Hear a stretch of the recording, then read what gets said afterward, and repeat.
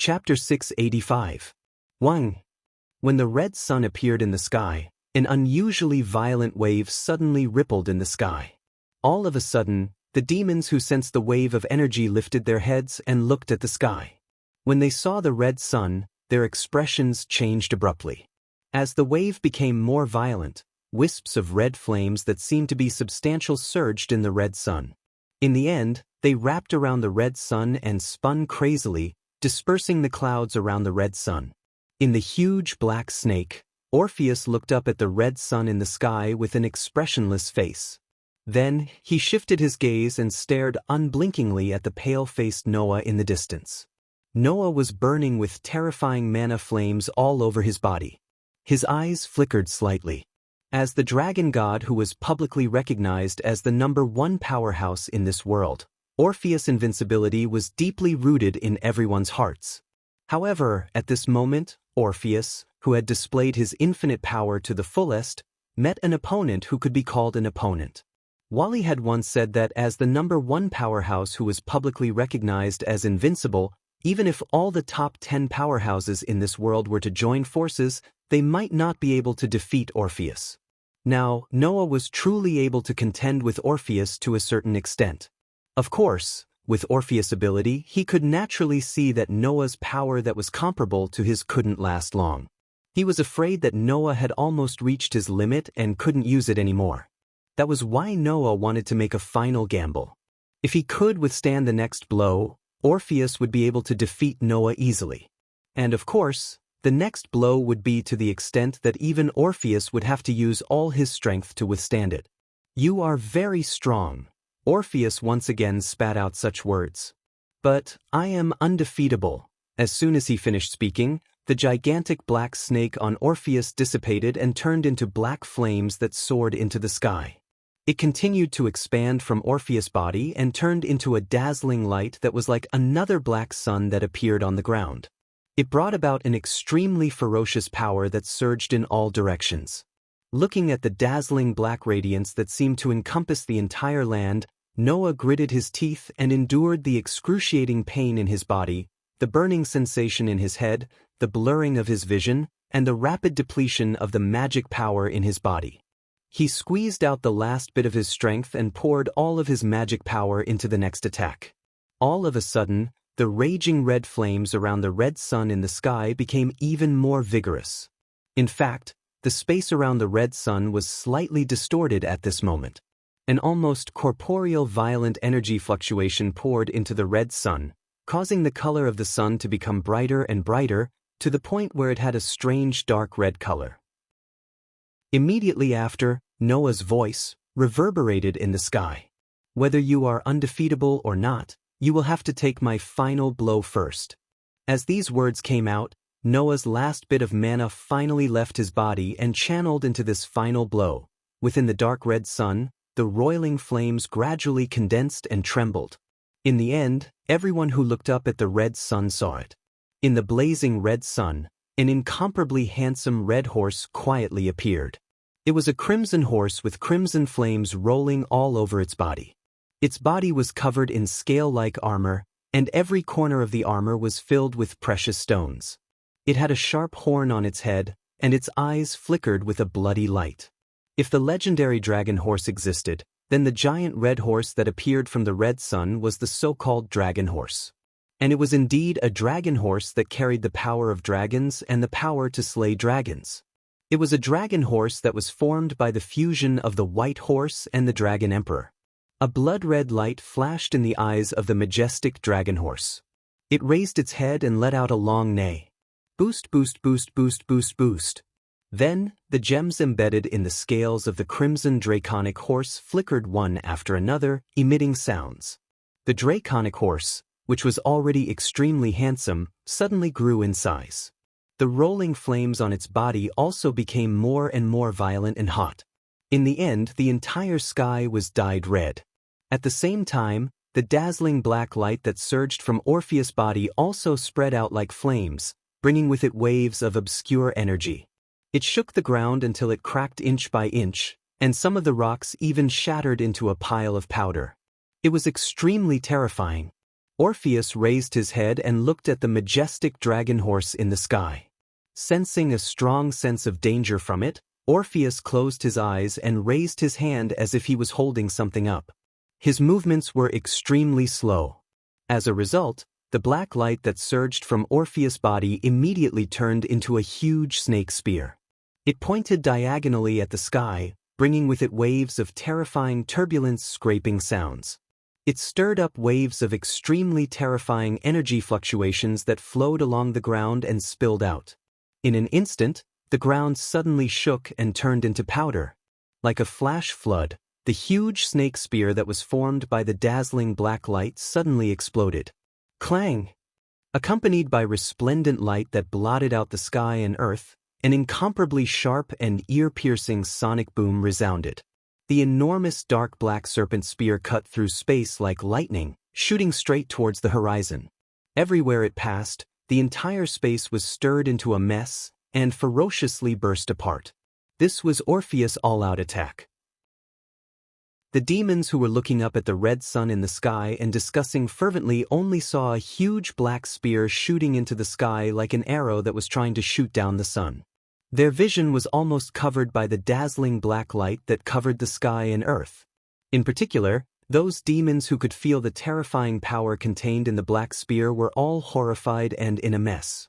The chaos in the outside world naturally did not reach Noah, who was in the middle of a battle. Noah only took a deep breath of chaotic air into his lungs and endured the burden and pain from both his body and mind. He raised one hand high above his head and swung it down heavily. Nay! In the distant horizon, the majestic dragon horse in the red sun let out a high-pitched roar that sounded like both a horse's neigh and a dragon's roar. When the sky suddenly shook because of this roar, the dragon horse swooped down and turned into a crimson meteor that fell from the sky with terrifying flames. It pierced through the space with an irresistible force and fell with an irresistible force. It was as if a huge rock was thrown into a lake.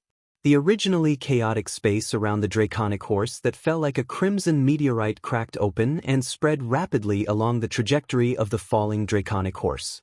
The terrifying flames that the majestic draconic horse brought along made the air, along the way, extremely hot.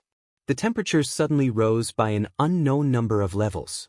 The slightly overflowing heat directly melted the shattered space like melted glass and completely turned the entire space into nothingness. The dazzling black light occupied the entire space below. The scorching flames occupied the entire sky above. The world seemed to have turned into two colors, red and black.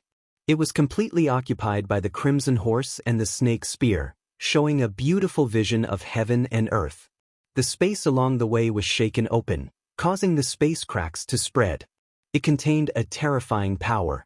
Under the shocked and horrified gaze of all the evil demons who witnessed this scene, the two collided in midair. For a moment, the world suddenly became quiet. The crimson draconic horse and the black snake spear quietly collided. First, there was a light spot at the point of contact. Then, the light spot rapidly expanded in the middle, becoming more and more dazzling and huge. After a while, it turned into a dazzling strong light that covered the entire world. It shrouded the vibration and collapse of the space in it and exploded. Dong! When the dazzling light sprinkled down from the sky, the entire world exploded with an earth-shaking explosion. It carried an extremely shocking impact as it leaked out from the sky. A burst of strong light that was enough to burn the eyes covered the surroundings, causing everyone to lose their vision. Chapter 686. Boom! A thunderous explosion resounded in the distant sky, as if a mountain was collapsing and the earth was splitting apart. At that moment, countless demons who witnessed the collision between the red sun and the sun-shooting snake spear felt their heads go blank from the explosion, and their ears were temporarily deafened. Some of the weaker demons even fainted and fell to the ground. The sky was red, and the earth was black. Heaven and earth were red and black, and the entire space was gradually collapsing.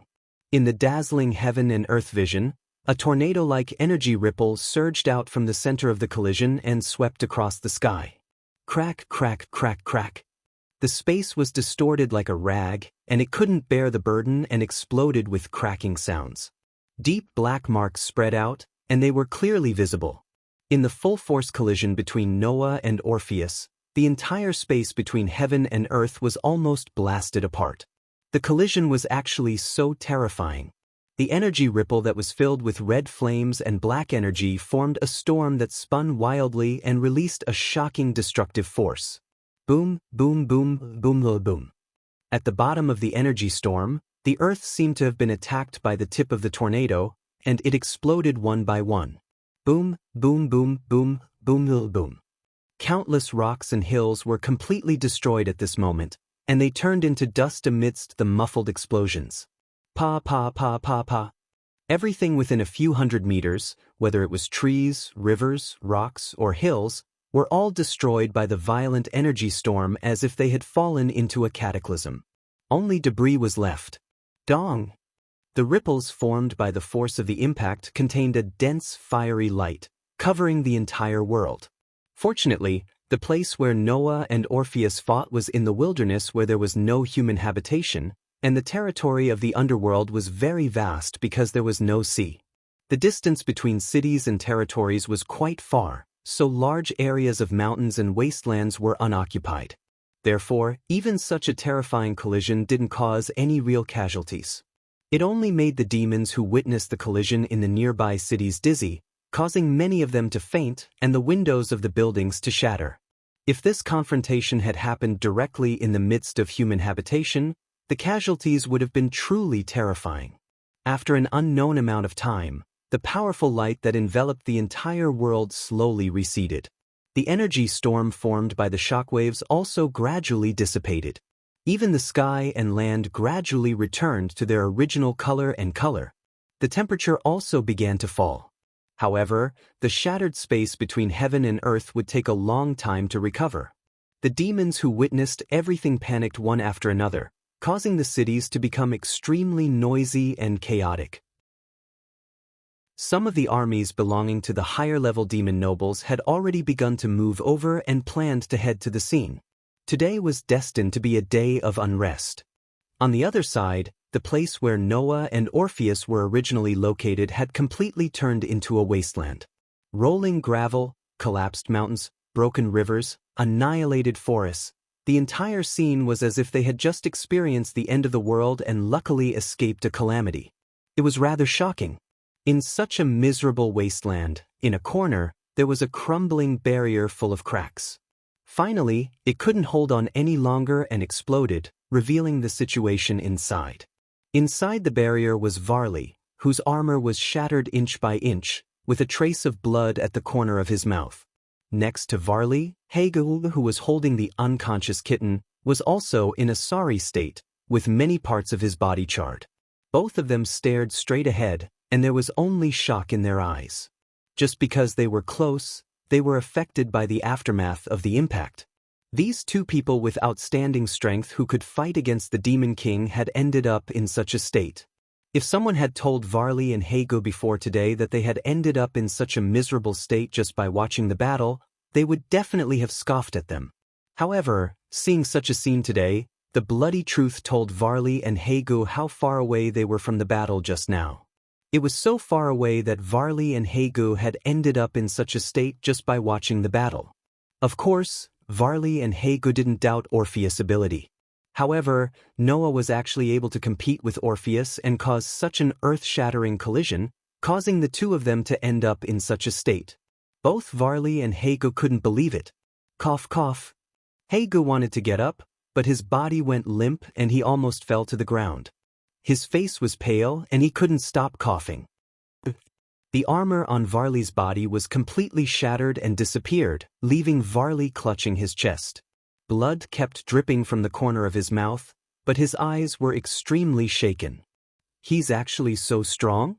Compared to Orpheus, who was already invincible among the strong in this world, Varley was more concerned about Noah's strength. Varley knew that Noah was very strong. He was both the God-Slayer and the Red Dragon Emperor. It was impossible for Noah not to be strong. However, it was only now that Varley realized that he had always underestimated Noah. In the beginning, Varley thought that Noah could be ranked in the top 20 in this world. In the end, Noah used his strength to tell Varley that it wouldn't be an exaggeration to say that he could be ranked in the top 10. When Varley thought that Noah had the strength to be ranked in the top 10 and regarded him as a strong opponent, Noah once again told Varley that he could fight with the invincible Orpheus, who was ranked first. Orpheus was a terrifying existence that wouldn't necessarily be defeated even if he were to face all the other strong people who could be ranked in the top 10. To be able to compete with Orpheus, how could Noah's strength be tolerated at the level of the top 10? At the very least, Noah could be ranked second in the top 3. Moreover, he was the only one who could compete with Orpheus in the rankings. One could imagine the shock that this fact had on Varley. Not only Varley, but even Hagu was uncertain. He asked with a trembling voice, "Do you think he won against Orpheus?" That's right. This was the main point. Varley gritted his teeth and suddenly rushed out. "Varley!" Hagu exclaimed. He hurriedly carried the kitten and followed. In a corner of the wasteland that had been sliced by countless layers, only a small figure stood there. When Varley and Hagu saw the small figure, they were stunned at first. Then, they unconsciously heaved a sigh of relief.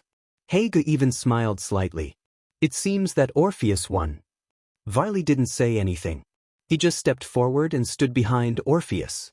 Orpheus didn't answer Varley. Instead, he stared blankly in front of him and didn't move for a long time. Following Orpheus's gaze, Varley looked over. Then Noah, who was sitting on the ground with his back against a broken rock, panting violently. His face was extremely pale, and he was imprinted in Varley's eyes. The scene in front of him told everyone. Who was the winner? However, just when Varley thought that Noah was the loser, Hagu's trembling voice sounded behind him. "Varley, look at Orpheus's chest." Hearing this, Varley was stunned.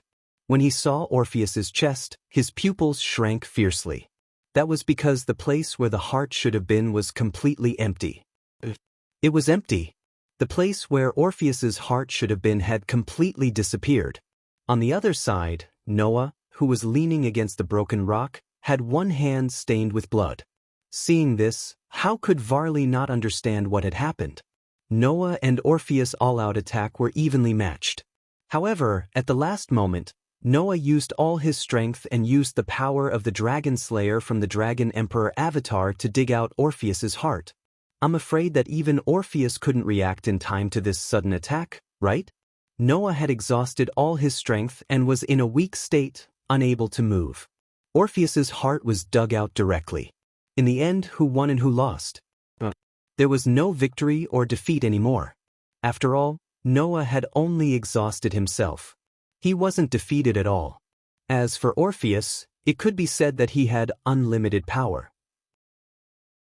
Born from nothingness, as long as his power was still in a state of circulation, no matter how serious his injuries were, he could rely on his unlimited power to recover. There was no victory or defeat at all. Chapter 687. His head felt like it was being burned by fire, and there was an indescribable pain.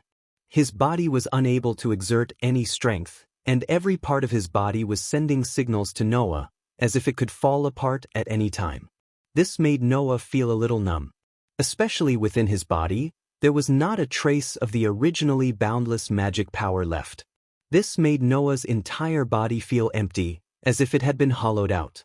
It might be an exaggeration to say that the current feeling was worse than death, but it was definitely not an exaggeration to say that it was incomparably uncomfortable. Fortunately, in the past month, in order to be able to use 2 avatars at the same time, Noah had tried this feeling countless times during the special training. Thus, almost subconsciously, Noah used his burning head to squeeze out a bit of consciousness and used the avatar of an elf.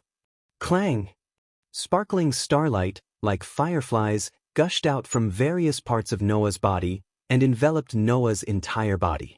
It was as if a stream of clear spring water had been poured directly onto Noah's body. Noah only felt that the pain in his body and mind had lessened a lot in an instant. The originally hazy consciousness that was about to be lost gradually began to awaken.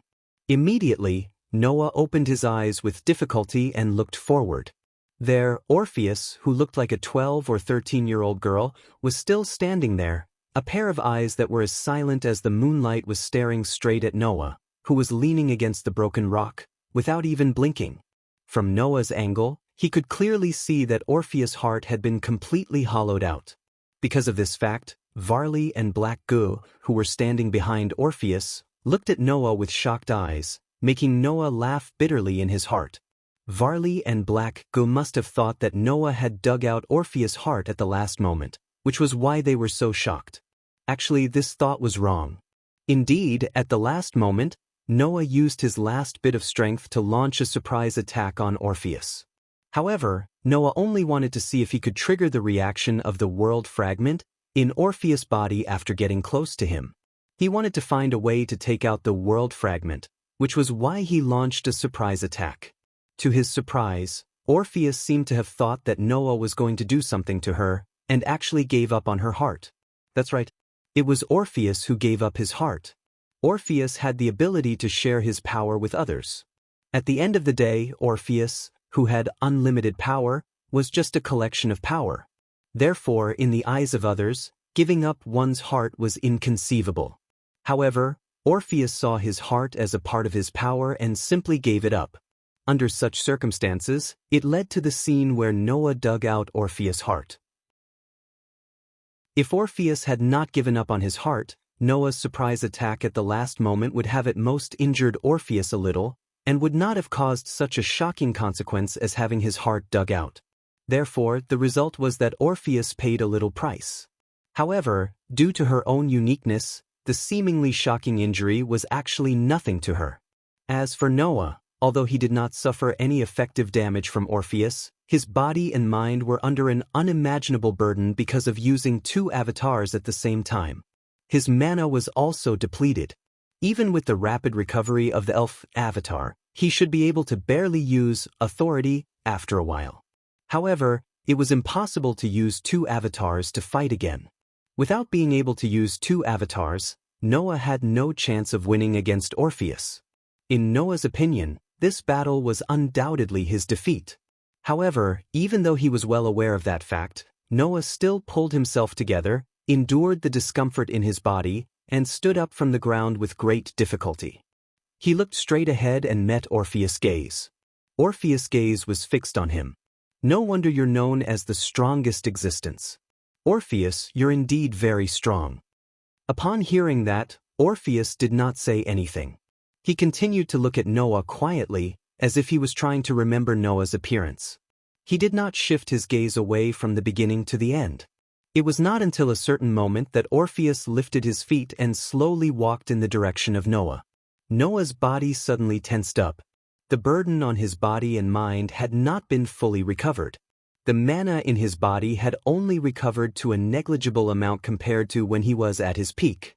In the current situation, Noah could at most use authority once more, and it could only be an avatar.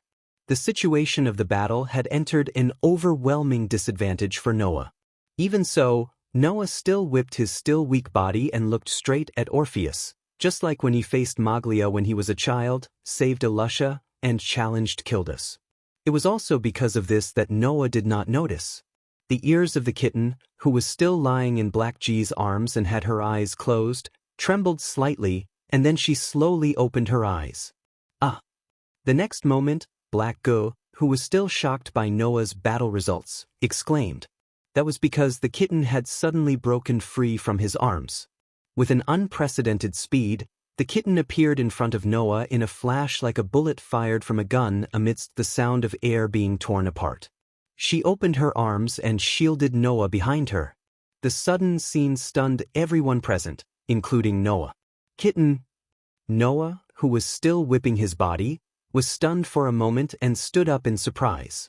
After sleeping for an entire month, the kitten had actually woken up at this time. Even Noah did not expect this. In response, the kitten only protected Noah behind her.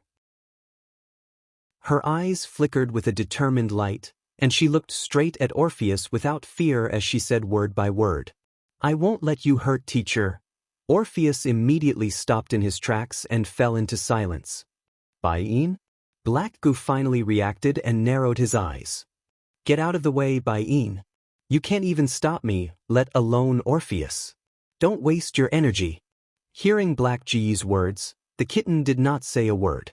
She still opened her arms as if intending to be Noah's shield. She firmly protected Noah behind her and silently expressed her will. Seeing that the kitten did not even bother to say a word, Black Goo glanced at her. I hate disobedient children. Bain, don't make me angry. Otherwise, something terrible will happen. Little Cat still did not say a word. He did not even look at Haegu. He only stared at Orpheus. His eyes were filled with determination the entire time.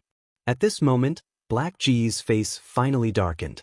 At this moment, Orpheus suddenly turned around. Let's go back. This sentence stunned everyone present. Orpheus, Black Goo said in surprise. Aren't you going to bring that little brother, God-slayer, back? Orpheus did not answer Black Goo. Instead, he turned his head to look at Noah and said this. You are very interesting. I will come find you again. Without using the ancient tone of or thou, Orpheus left behind this sentence that made people feel close to him.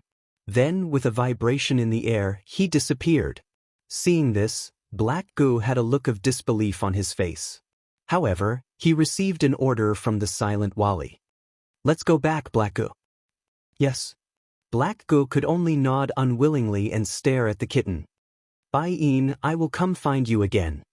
For a moment, a trace of fear appeared in the kitten's eyes, but it immediately turned into determination.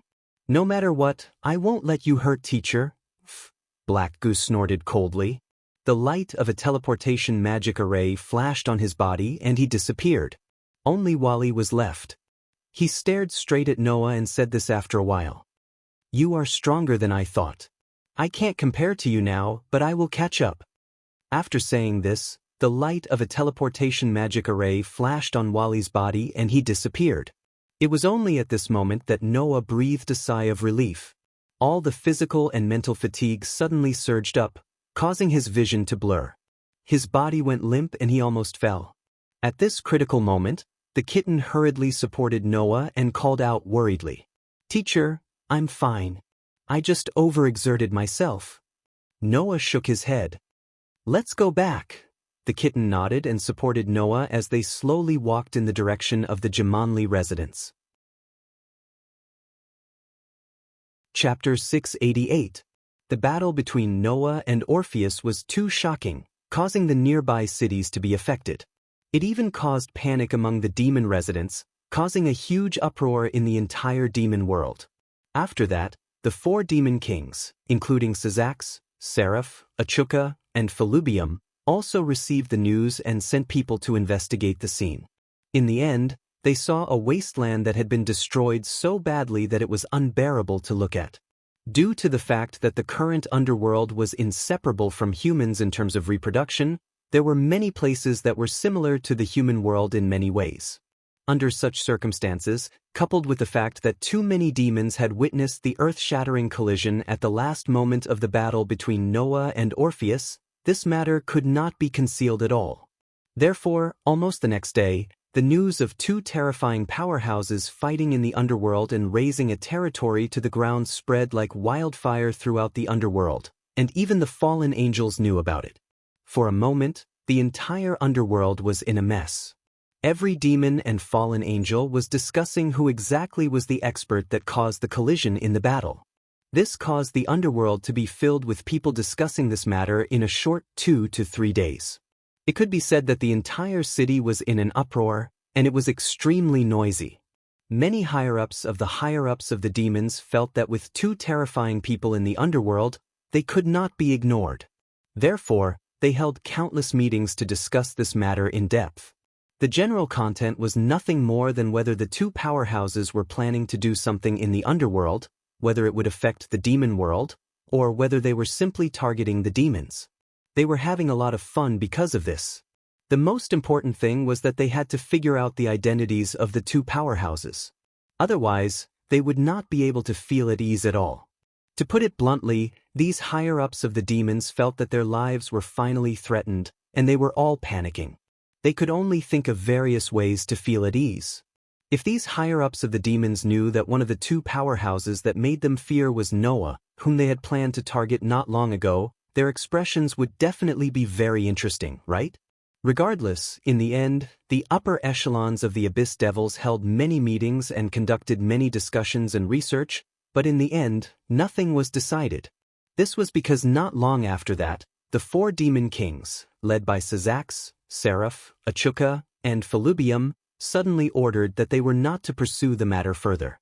This sudden order naturally caused the dissatisfaction of many of the higher-ups. But that was an order given by the four demon kings. No matter how dissatisfied they were, these higher-ups could only accept it obediently. Every day, they would be vexed over this matter. Many of them couldn't even sleep well, which was very ironic. Under such circumstances, the party involved, Noah, on the other hand, rested comfortably for a period of time. "Teacher, here's some water." In an extremely spacious room, Kitten held a cup of water and handed it to Noah, who was sitting on the bed. This made Noah's face turn bitter. "I say, Kitten, I'm not a patient, let alone a seriously injured person. You don't have to take care of me like this."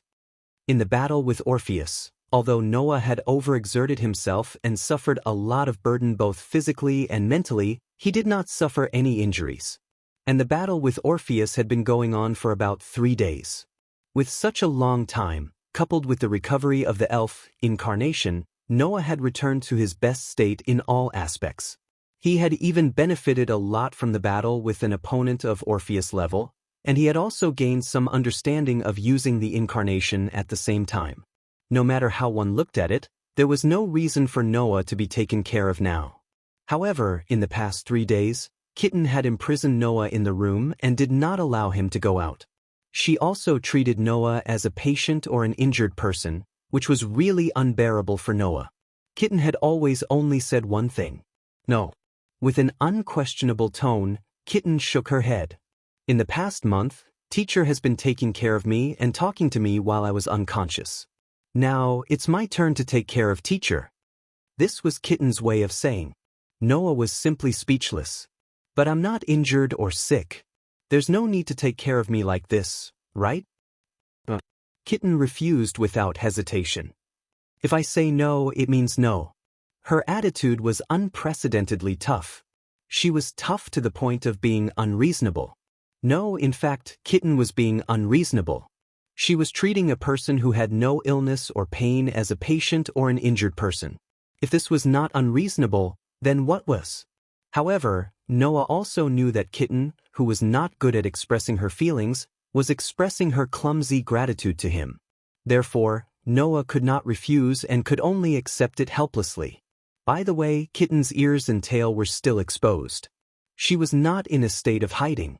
In the past 3 days, except for the 4 demon kings, Sazax, Seraph, Achuka, and Felubium, who came to Noah to ask about the battle that day, Kitten remained in this state and was not as secretive as before. Asashel said that Kitten could only awaken after accepting the power of the immortal arts hidden in her body.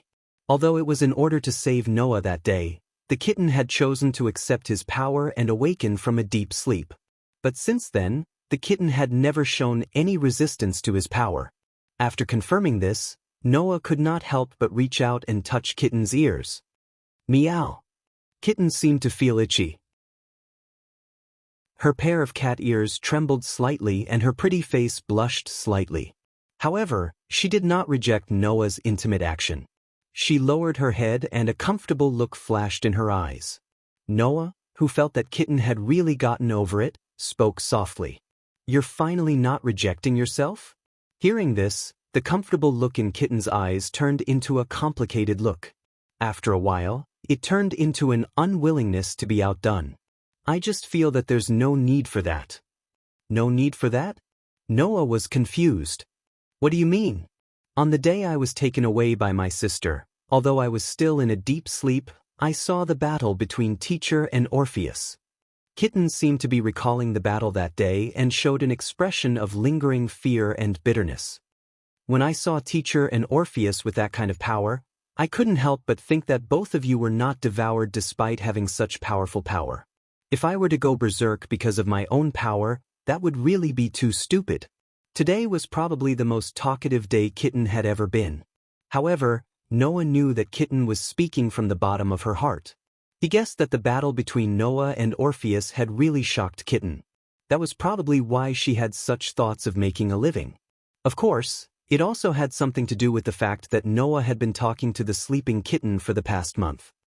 After seeing Teacher's true power, I always have the thought that it would be unreasonable if I don't take a step further. Kitten was a little embarrassed to say this. So, I'll try to work hard. Just try to work hard. After all, the Kitten could only display such a demeanor in front of Noah, Leah, and the others who were close to her. She still could not face outsiders calmly. Therefore, Kitten was still in the stage of working hard. For such a kitten, even Ju-Nai had a complicated expression of, I also need to work hard. It seemed that even Ju-Nai was influenced by Kitten and felt that if they continued, they had to face the blood in their bodies directly. In other words, the Jimin's were overcoming their weaknesses bit by bit and moving in a very good direction. At this point, even Noah could not help but think so. Leah really has a group of good Jimin's. The embarrassment on Kitten's face became even more intense, and she stuffed the water in her hand in Noah's hands. Then I'll go out first. Teacher, continue to rest. After saying this, Kitten left Noah's room. Looking at Kitten's gradually fading figure until Kitten closed the door and completely left Noah's sight, Noah raised one of his hands.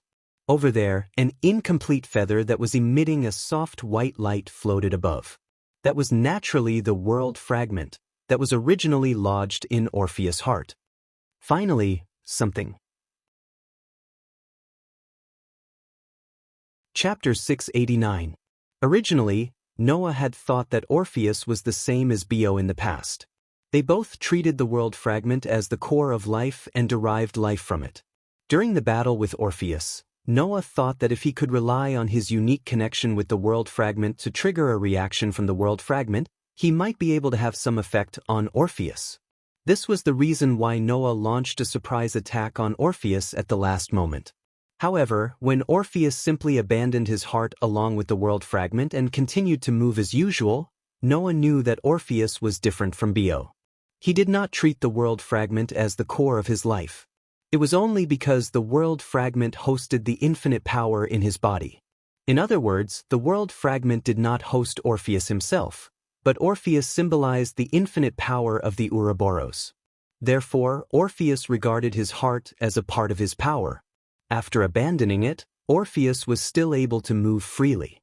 The world fragment also fell into Noah's hands following Orpheus' abandonment. Because of this, Noah did not only obtain the world fragment, but also another thing. After putting away the incomplete feather that was releasing a soft white light, Noah raised his other hand. On this hand, a ball of dark light that was connected head to tail like an Ouroboros gently floated up. That was Orpheus' snake. Orpheus called his limitless power the power of the snake. And the power that Orpheus gave others was naturally also called snake. In other words, Noah did not only obtain the world fragment, but also the heart that Orpheus had abandoned as a source of power. It also became Orpheus' snake and fell into Noah's hands. Orpheus' snake could increase the power of others to a certain extent. Noah did not know if he could also increase his power to a certain extent if he used Orpheus' snake. At that moment, staring at the snake floating in his hand, Noah fell into deep thought. After a long time, he shook his head. I reckon that even if I use this snake, my power won't increase much, right? Noah's words were not completely baseless. After all, Sazax had said that the descendants of the three old demon kings, Leviathan, Beelzebub, and Asmodeus, originally only had the power of the highest level of demons. After using Orpheus' snake, they were promoted to the Demon King level. The promotion from the highest level of demons to the Demon King level might be quite tempting for others, but it was basically useless for existences at Noah's level. In fact, Varley also did not use Orpheus' snake. According to a Sashal, in the disaster cluster, those who had the strength of a demon king were not allowed to use Orpheus' snake. It was conceivable that Orpheus' snake could only increase the power of existences above the demon king level, not to mention existences like Noah who were definitely above the demon king level. Therefore, instead of using Orpheus, snake, to increase his insignificant power, Noah would rather choose to use it for research. Maybe I can study the origin of Orpheus' unlimited power. Noah's eyes flashed as he stared at the dark ball of light that resembled an Ouroboros. If I can obtain limitless power like Orpheus, that would be truly helpful to me. After making up his mind, Noah put away the dark ball of light that resembled an Ouroboros. At this point, Noah's purpose of coming to this world had been achieved. Thinking of this, Noah lifted his quilt, got out of bed, and walked out of his room. The Gimli family scale was similar to a castle. It should be said that it was not only the scale, but also the internal layout was almost the same as a castle. People could not help but think that it was a waste to live in such a place. In fact, this was not the Gimli family deliberately built this extravagantly to show their status and wealth, but to effectively use the land. As mentioned before, there was no sea in the underworld, so the land was very wide. And in the underworld, the main races that lived there were demons and fallen angels. Since the ancient war, the number of demons and fallen angels had greatly decreased, to the point where they could not reproduce without relying on humans. It was conceivable that the population of the demons and fallen angels was very tight. In addition, the underworld's area was basically the same as the human world's Earth. There was no sea, and the population was so limited, so naturally, most of the land could not be effectively developed and could only be wasted. It was because of this that the four demon kings not only did not advocate restraint, but also advocated for the demons to be more extravagant in using the land and not let it be wasted. Noah had even heard that every pure-blooded demon noble would bestow a portion of their territory to their kin for them to use, including Lilith. In other words, whether it was Junai, Aisha, Kitten, Genova, Irina, Label, or Kibayuto, they all had their own land in the Gimli family's territory. And the Gimli family's territory was basically the same size as the entire Japan. For a noble to have such a large territory, just how much land was in the underworld? Just thinking about it would make one speechless. Under such circumstances, in order to not let the land be wasted, the Gimli family naturally built as large as possible, resulting in this extravagant appearance that was even more exaggerated than a castle. So much so that if Noah wanted to find someone, he basically had to ask the butlers or maids in the Gimli family to lead the way. Thus, under the guidance of a maid, Noah came to the Gimli family's hall that was comparable to an audience with an emperor. Noah thought that Lilith should be here, so he came here. Who knew that apart from Lilith, there was another person who had nothing to do with this place? Yo! Holding a glass of red wine, Asashel leisurely sat on the sofa with one leg crossed over the other as he greeted Noah. Finally willing to come out of the room? In addition to Asashel, Lilith was also present, and she spoke to Noah in surprise. "Teacher, can you get up now?" Hearing Lilith and Asashel's words, Noah obviously frowned. "Are you also treating me as a patient and an injured person?"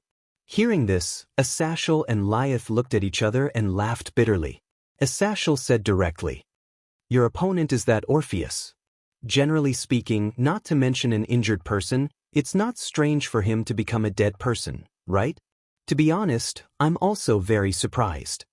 Lilith sighed. "I didn't expect Teacher to be able to fight that Orpheus. It made me realize once again that Teacher is not a person of the same dimension as us. It's not just you. Even Sazax and I are probably not in the same dimension as Noah, right?" Asashel took a sip of red wine. "Orpheus is ranked first in the world, but even so, this dragon god with unlimited power is not in the same dimension as the rest of the guys in the top 10. To be able to fight that Orpheus like that, there's basically no one in this world who can be on the same level as him. It's not as exaggerated as you say." Noah could not help but shake his head. Asashel's words should have been seen when I was training with Sazax and a Chukat. I can fight against Orpheus entirely because I'm using the power of 2 avatars at the same time. The huge burden of using 2 avatars at the same time is something I can only bear for about 10 minutes. A 10-minute fight is not even on the same level. You should be content, kid. Asashel could not help but laugh. Do you know how many of the top 10 powerhouses in this world are delusional to be able to hold on for more than a minute in the hands of Orpheus? You, on the other hand, can fight against Orpheus for 10 minutes? That guy, Wally, has probably completely regarded you as a target, right? Wally was once a member of the fallen angel camp. As a descendant of Lucifer, Wally was adopted by Asashel when he was young. In other words, Asashel was equivalent to Wally's adoptive father. Asashel knew Wally very well. Let's not talk about this. Noah removed Orpheus from his mind and then looked at Lyath. Actually, I'm here to tell you that I'm planning to leave for a month. Help me convey this to the others. Chapter 690. Leave for a month? Both Lyasol and Asashel were stunned at the same time, but they immediately reacted. Could it be? Lyasol said hesitantly. Teacher, are you planning to undergo special training again? It was natural to have such a guess. Noah had just undergone a month of special training not long ago, and after returning from the special training, he was defeated by Orpheus. It was not surprising that he would want to undergo special training again. Are you serious? You want to undergo special training again? Even Asashel was surprised. Previously, you weren't proficient in using the power of 2 clones, which was why Syzax and Achuka could accompany you. But now, with your power, not just Syzax and Achuka, even the 4 great demon kings could accompany you in special training. With that level of training, it's possible that you could kill all 4 great demon kings if you're not careful, right? Is it that dangerous? Lyasol could not help but be stunned, and then she tried to persuade him with some kind words. I think that you are already strong enough, teacher. You don't need to undergo any special training. After hearing what Lyasol and Asashel said, Noah could not help but let out a bitter laugh. The two of them must have thought that Noah was unwilling to be defeated by Orpheus, so they thought that way, right? Noah was the unprecedented deicide and the strongest Red Dragon Emperor in history. With such a status and power, it was understandable that people would think that he was unwilling to accept his defeat. Indeed, Noah had not lost to anyone in a one-on-one duel for a long time. Ever since he completely controlled the huge amount of magic power in his body and learned the crushing magic, Noah had never lost to anyone in a battle since he fully matured. However, that did not mean that Noah had never lost before. When he was young, in order to save Elisha, Noah was seriously injured by Maglia, and one of his shoulders was almost crippled. In the past, Noah had also challenged Kildas and lost miserably. In addition, at that time, Laxus was extremely unhappy with Noah and would find fault with Noah every now and then. Although Noah had never given in, it did not mean that Noah did not accept the fact that Laxus was stronger than him at that time. In addition, in the world of the deicide, Noah also won because the 2 highest level gods, Welslana and Mekhl, went easy on him and had amazing luck. Many times when he was dealing with the god of disobedience, he thought that the other party was powerless, but in the end, he was fooled by the other party's messy authority and resurrection authority. Therefore, some failures did not mean that Noah could not accept it, but only told Noah that he was still far away and that he still needed to work. However, Noah could not explain why he wanted to leave for a month. Could he tell Liaz and Asashel that he planned to go to another world, and that no matter how long he spent in another world, only a month would have passed when he came back? Then, let's not talk about Liaz for now. Asashel would probably ask for an explanation, right? No matter what, this guy was a researcher. These things could easily arouse Asashel's curiosity. At that moment, Noah simply nodded. Don't worry, I have another partner who will accompany me in the special training. Seeing that Noah did not say anything more, Liaz and Asashel also understood that it was useless for them to say anything more. A month? Liaz frowned. Then the summer vacation is over, right? Yes, Noah said to Liaz. So, help me apply for leave from the school. Understood. Liaz could only compromise and looked straight at Noah. When do you plan to leave, teacher? Just as Liaz finished her question, a suspicious voice echoed in her ears. Noah plans to leave? As such a sentence was said, At the entrance of the hall, two figures slowly walked in. It was a pair of a man and a woman. The man's hair was as red as Sazak's and Lias. The woman looked very similar to Leah's, but her temperament was more mature. Leah's immediately stood up. Father, mother. The newcomers were Leah's parents. Am I disturbing you? Leah's father smiled elegantly at Leah's, and then bowed to a Sashel. Oh, so the governor is here too. Our hospitality is lacking. It's fine, it's fine. I'm just here to relax and wait for Sazaks to come back. A Sashel waved casually. You don't have to mind me. Just do your own thing. Understood. Leah's father nodded. On the other hand, Leah's mother's gaze turned to Noah, and her expression suddenly became gentle. I heard that you're recuperating. Are you all right? The battle between Noah and Orpheus was only known to the four demon kings, Asashel, Leah's, and their kin. To outsiders, the battle between Noah and Orpheus was kept a secret. The main reason was to not let the demons panic too much and cause unnecessary trouble for Noah. I'm fine now. Noah smiled bitterly. Thank you for your concern, Mr. and Mrs. Gimli. Upon hearing that, Leah's father frowned. Didn't I say many times that you don't have to call me sir? Even if you say so. Noah spread his hands. Then how should I address you? Well, Leah's father suddenly became a little enthusiastic. Actually, you can call me father. The corner of Noah's mouth twitched violently. In the past, such a situation had happened to Noah before. Gaia, Aleia, and Pandora, the three girls who looked like they had not even reached adulthood, had asked Noah to be their mother.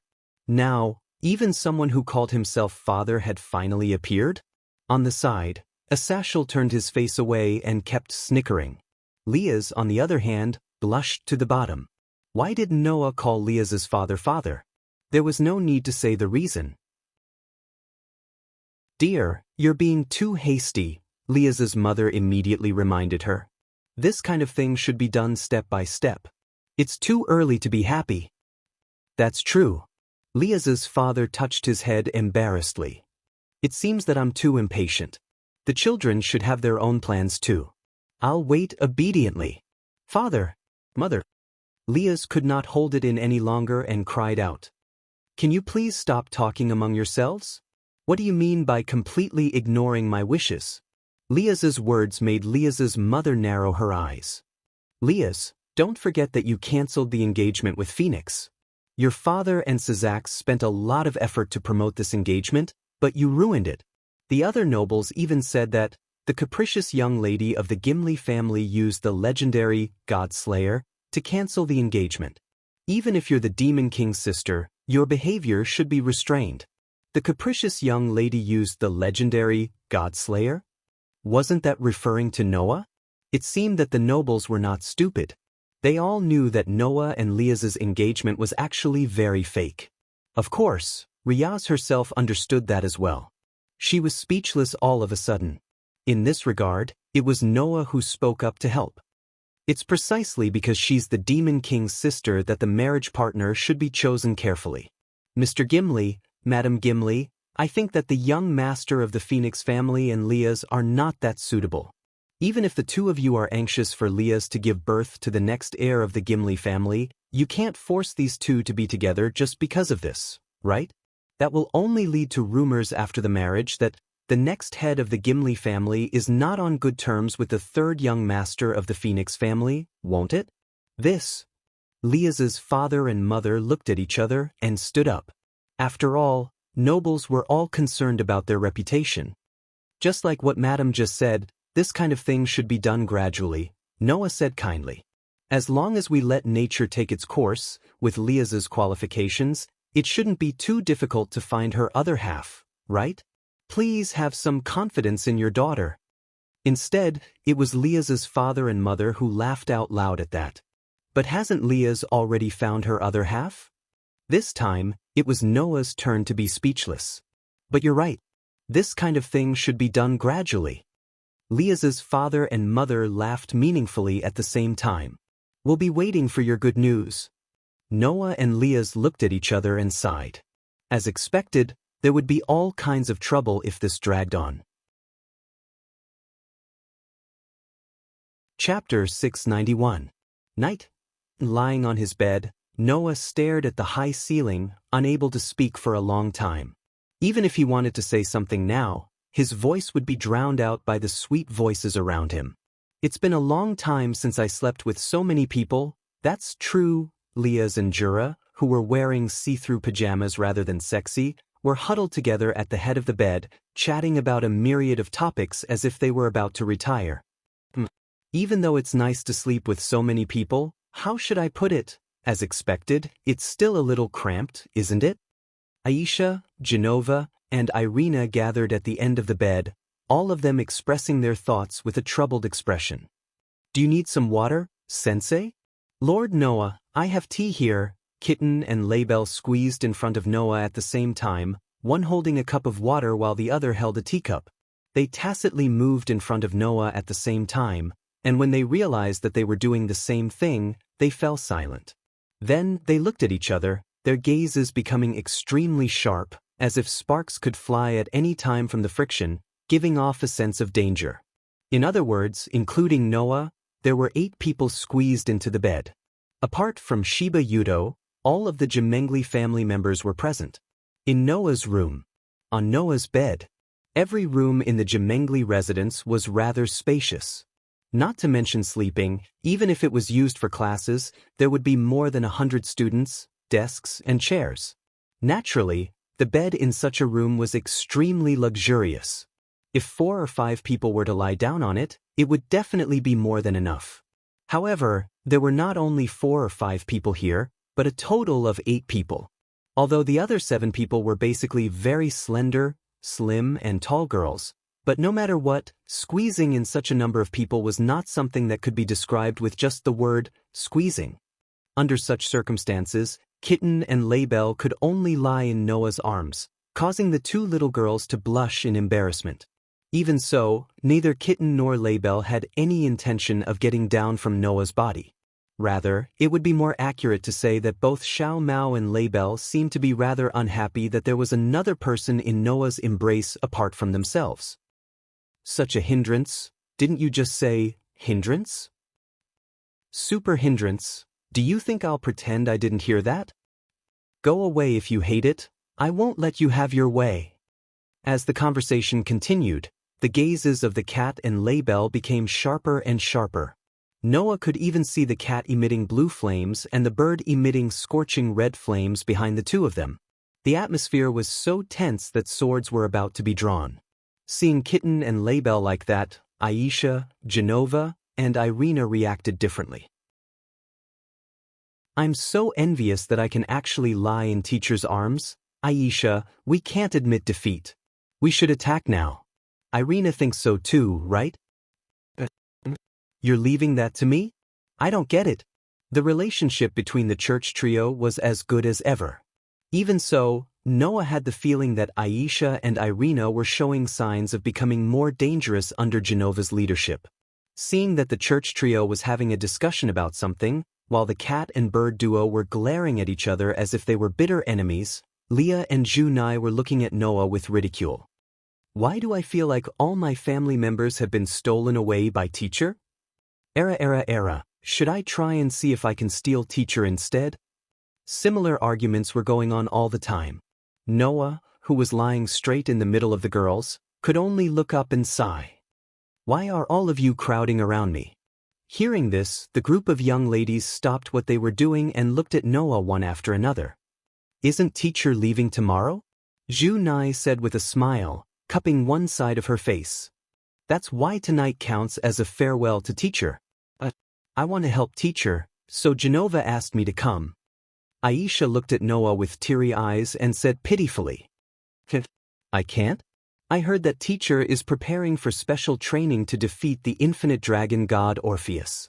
Genova said with a serious face. Special training to defeat the legendary strongest dragon that even the gods fear. How can we not come and encourage a teacher like that? Actually, I came because I wanted to encourage you, teacher. Irina smiled sheepishly before sighing. But I don't know how it ended up like this. Little Kitten and Label's answers gave Noah a headache. In order for teacher to better undergo special training, I have the obligation to take care of teacher and adjust teacher's condition to the best. But I didn't come here because I can't bear to part with you. Really? Looking at the girls around her, Leah shrugged helplessly in front of Noah. That's right. These children all felt the need to do something because you're leaving tomorrow, so they came to ask me for advice. So I simply brought everyone here. Well, it can be considered as a way to improve the relationship between each other and increase communication. Why don't we sleep together tonight? Noah asked the heavens, speechless. At first, Noah had planned to tell Leah about it and return to the realm of worlds. After all, no matter how long Noah had spent in other worlds, he could choose to return to this world a month later in the timeline. It would only be a month in this world, and there was no need to make it seem like a parting of life and death. That would be quite uncomfortable. In the end, Noah was asked to stay by Leah's parents and enjoyed a big meal, and was kindly persuaded to stay for at least one more day and leave tomorrow. Since he could not find a reason to refuse, Noah could only accept. If he had known that things would become so troublesome, Noah would have just left today. It was not that Noah was repulsed by Leah's group's closeness. It was just that wasn't a little too intimate? Under normal circumstances, no one would want to sleep with a boy in a group, right? However, Leah did not seem to care about this level of closeness at all. She was so calm even when she was naked in front of Noah that Noah was a little speechless. Of course, it was not just Leah's either. Even Junai and Genova were showing off their delicate bodies in front of Noah without a care in the world. Aisha, Irina, Kitten, and Laybell were still normal and would not really be naked in front of Noah. However, be it Aisha or Irina, they were the type who would be foolishly led around by the people around them. With Genova's strange values, Aisha and Irina were also led around in all kinds of ways, and Noah could not take it anymore. As for Kitten and Laybell, one was a one-track mind, while the other was at Sundra. Noah did not know what to say. Basically, apart from Kiba Yudo, who was not present, none of the Jaimin family was normal. No, Kiba Yudo was not normal either. Noah had unintentionally noticed that Kiba Yudo would sometimes stare blankly at a picture for a long time. And that picture seemed to be of Hayato Kazunari, right? Noah shuddered at the thought of it. Forget it. Noah rubbed between his brows and said unhappily, "If that's the case, let's go to sleep. I won't have the energy tomorrow after being tormented by all of you." Okay. Leah and the girls all responded, and then squeezed together, squeezing Noah in the middle. Noah felt that he should be able to have a good dream tonight, right? After all, regardless of other factors, it must be very comfortable to be surrounded by such a soft touch. The room slowly quieted down. It was unknown how much time had passed before Noah realized it. Two pairs of eyes were staring at him. "Sensei." Aisha smiled gently. "I'll wait for you to come back. Please come back as soon as possible." Kitten's pretty face was also slightly red. "Otherwise, I'll feel very lonely." Hearing that, Noah could not help but stroke Aisha's and Kitten's heads and smile. Sure enough, these two little girls who were living together with him were cuter. Chapter 692. Apart from white, there were no other colors in this world. As usual, in this kind of world, pieces of elf-like feathers fluttered back and forth while emitting a soft white light. Just by looking at this scene, Noah felt as if his soul was being purified. However, when he saw the scene in the other corner, Noah's heart was filled with bittersweet feelings. It was a very unpleasant feeling. Over there, pieces of incomplete feathers were like fireflies that had lost their light. They were rather dim. Every time he saw this scene, Noah's heart would become heavy. This world was indeed affecting Noah's heart all the time. Noah would be happy for those beautiful worlds that exuded his own brilliance, but he would also feel heavy for those incomplete worlds that lost their other halves and were dejected. It was because of these feelings in his heart that Noah would not hesitate to wander around the various worlds in search of those pieces of world fragments. In Noah's view, the worlds in front of him were like pure elves, like innocent and romantic birds that only wanted to fly in this space, in this world, to show their existence. No matter who it was, when they saw an elf that had lost its light or a bird that had lost its wings, they would feel something in their heart, right? Noah was like that. Those incomplete worlds, in Noah's eyes, were like elves that had lost their light or birds that had lost their wings. In order to find their light, find their wings, and return to this pure white world to fly freely, these worlds would ask him for help. Although Noah did not know what he was, how he was born, how he came to this world, and how he had such a relationship with those worlds. However, to find the other half of those incomplete worlds and restore their original appearance, Noah also found the meaning of his existence. At least, the current Noah could tell himself that no matter what kind of existence he was, or how he was born, he had one thing to do. Restore each and every world. That's right, that's why I exist. Noah muttered to himself as if he had made up his mind. Images of young girls appeared in his mind, and he smiled. Of course, it's also to stay by their side. After saying that, Noah made up his mind and reached out his hand. Wang! An incomplete feather suddenly appeared in Noah's palm. Like a chick returning to its nest, it let out a joyful cry and trembled all over. Buzz, buzz, buzz. Around them, whether it was the intact worlds or the broken worlds, they were all congratulating and welcoming the return of the world fragment that once belonged to this place. Under such circumstances, an incomplete feather flew out of the group and arrived in front of Noah as if it couldn't wait any longer. Immediately, the world fragment, floating in Noah's palm, also flew out, entangling with the incomplete feather, and both of them began to dance in the air. At a certain moment, the two incomplete feathers connected together and fit together perfectly. Ding! With a light sound, the two world fragments finally joined together and restored their complete form. Wang! An extremely bright white light bloomed from the feather, illuminating the entire pure white world.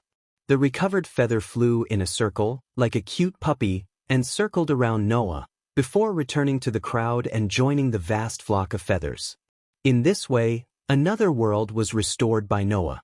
Regarding this, Noah's face could not help but reveal a smile. Every time he saw this scene, Noah would be touched like when he first restored a world. Perhaps, this feeling would accompany Noah for the rest of his life and would never leave. After all, in terms of the number of worlds here, it would not be an exaggeration to say that there were tens of thousands of them. At least, in Noah's vision, in every corner of the pure white world, there were beautiful feathers blooming with soft white light, and the number was comparable to gravel. And this was only the complete worlds. If he counted the incomplete worlds that were still waiting to be restored, Noah really did not know how many worlds there were in the entire between the worlds. Therefore, in order to restore the numerous incomplete worlds, Noah might have to spend his entire life on it. Thinking about this, even if he was willing, Noah could not help but feel helpless. Looks like this will be a never-ending job. Of course, Noah did not have the slightest bit of reluctance. Let's hope that one day, I can see the entire world in the between worlds flying in the sky in perfect condition. This was also Noah's wish.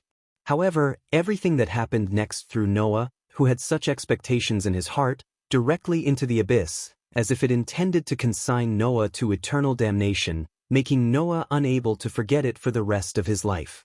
Buzz, buzz, buzz, buzz. Just as Noah was about to enter the next world, the originally joyful elves and fluttering feathers in the surrounding space seemed to be stimulated by something, and with an unprecedented frequency, they desperately trembled. Buzz, buzz, buzz, buzz. Like a sheep that met a pack of wolves, the feathers that were blooming with soft and dazzling white light dimmed one after another, as if they were in a panic, and circled back and forth aimlessly. That appearance was simply as if they were fleeing for their lives. Noah's heart shook violently, and all of a sudden he panicked. What's wrong? What happened? No one answered Noah's question. No one could answer Noah's question. Noah could only look with some surprise at the feathers that were flying around as if they were fleeing for their lives. Because he didn't know what was going on, and because he didn't know what to do, he was completely at a loss. At this moment, an extremely terrifying shadow spread from the bottom of Noah's heart, and also brought a fatal sense of crisis that he had never felt before. A chill began to rise from the bottom of Noah's feet, and instantly flowed throughout his body, hitting Noah's head. Noah had never felt such a strong sense of crisis like this moment. That sense of crisis was so strong that it was almost to the point of desperation. Noah's intuition told him, if he continued to stay here, he would die. He would definitely die. Noah. At the same time, two panicked voices sounded in Noah's mind at the same time. Noah, can you hear me? Hearing these two voices, Noah's eyes lit up, and he quickly responded. Gaia, Aleya. These two voices were impressively Gaia and Aleya. However, Gaia and Aleya's voices showed an unprecedented panic, and they shouted in Noah's mind with great tacit understanding. Come to us immediately. Quick. Hearing this, Noah didn't care about anything else. He directly dodged, as if he had already determined a direction, and stretched out his hand and pressed on a feather. In the next moment, Noah's figure disappeared on the spot. It was another pure white world. But this time, this pure white world wasn't the between worlds that accommodated all the worlds, but the world where Gaia and Aleya were located, where Noah had been before. As soon as he appeared here, Noah didn't even have time to make a sound, and a sharp pain came from his chest. Noah's body trembled, and his expression changed drastically. In the end, he was stunned. Slowly lowering his head, Noah looked at his chest.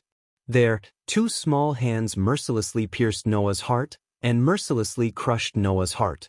Noah, Gaia and Aleya both maintained the posture of mercilessly piercing Noah's heart with their hands, and their faces were filled with sorrow. I'm sorry, but for the time being, please go die once. Under such a voice, Noah's consciousness gradually faded away, and the vitality in his body also faded away. At the last moment, what appeared in Noah's mind wasn't anything else, but a picture. A picture that looked like a fairy dancing in the air. Chapter 693. What does the so-called death feel like? No one should be able to accurately express that feeling, right? No matter what, for ordinary people, once they die, there's nothing left. The feeling of death is such a feeling. The heartbeat, weight, vision, memory, and everything that can be felt will all disappear in an instant, including consciousness itself. That's right. The so-called death, in fact, is just a feeling of having nothing left. In that case, what was the meaning of life? Is it the feeling of having the heartbeat, weight, vision, memory, and everything that ordinary people can feel? Similarly, no one was able to accurately express this point. The reason is that at the moment of birth, as the life itself, the person who came to this world in the state of a baby can't even feel himself crying. Naturally, he wouldn't know what it feels like at the moment of birth. Now, Noah fully experienced this feeling once. This feeling of going from a death that was supposed to be nothing to gradually entering a life that had everything. It was like being pulled up alive after being sunk to the bottom of the sea. The feeling of seeing the light bit by bit made Noah's consciousness recover little by little. When he was about to wake up, Noah, who experienced the feeling of going from life to death, and then from death to life, discovered. In his heart, it was like a fairy flying freely, and a pattern connected to the stone plate was shining. It was the incarnation of the elf. Noah's elf incarnation is a power derived from the fusion of Welleslana's shepherd incarnation and the regenerative ability strengthened by the protozoan virus. And as the predecessor of the elf, Welleslana's shepherd is an ability that can resurrect the user at the moment of death. Once, Noah also thought that after fusing with the incarnation of shepherd, would his elf incarnation also have the ability to resurrect people? This idea, at this moment, was finally confirmed. So, he clearly recalled everything before his death and resurrection. Noah's heart suddenly trembled, and he opened his eyes abruptly. As soon as he opened his eyes, a familiar lively voice entered Noah's ears. Oh, little Noah woke up? Hearing this familiar voice, Noah's heart trembled again, and he quickly sat up. Until now, Noah discovered that he was in the pure white world that he arrived in before his death. The surroundings were snowy white, and in the distance there was a nebula, but also a whirlpool that slowly rotated. Everything was so quiet, and in this background, two petite girls were floating in the air, looking at Noah with concern. When they saw Noah wake up, one showed a dazzling smile, and the other was expressionless, but the look in her eyes suddenly eased a lot. Other than Gaia and Aleya, who else could it be? Recalling everything he experienced before he lost consciousness, Noah's heart. There, the heart that should have been mercilessly pierced by Gaia and Aleya had already completely recovered, without a single scar. Feeling his heart beating, and then recalling the feeling of his beating heart being crushed by Gaia and Aleya before he lost consciousness, Noah could only silently look at Gaia and Aleya. To be honest, Noah really didn't believe that Gaia and Aleya would kill him. But that was the truth. Noah, who could clearly feel that his sprite incarnation had been activated, could say with certainty that he was indeed killed by Gaia and Aleya once. If there wasn't the hidden resurrection effect of sprite, then Noah definitely wouldn't be able to continue standing here. However, Noah couldn't get angry.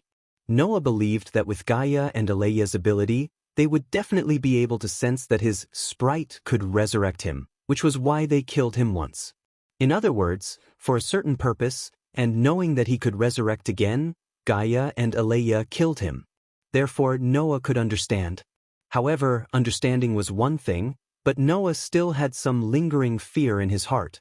After activating the hidden resurrection effect of sprite, Noah understood that this effect had to be activated before he died in order to effectively resurrect him. In other words, if before he died, Noah didn't have time to activate the sprite incarnation, then he wouldn't be able to resurrect and would only die. Understanding this point, how could Noah not have lingering fear in his heart? "I'm sorry, little Noah." Perhaps Gaia saw the lingering fear in Noah's heart. The lively expression on his face was slightly restrained, and he became a little more serious. At that time, we only had this choice. As expected, the reason why Gaia and Aleya killed Noah was because of a certain goal. We did indeed need to do that.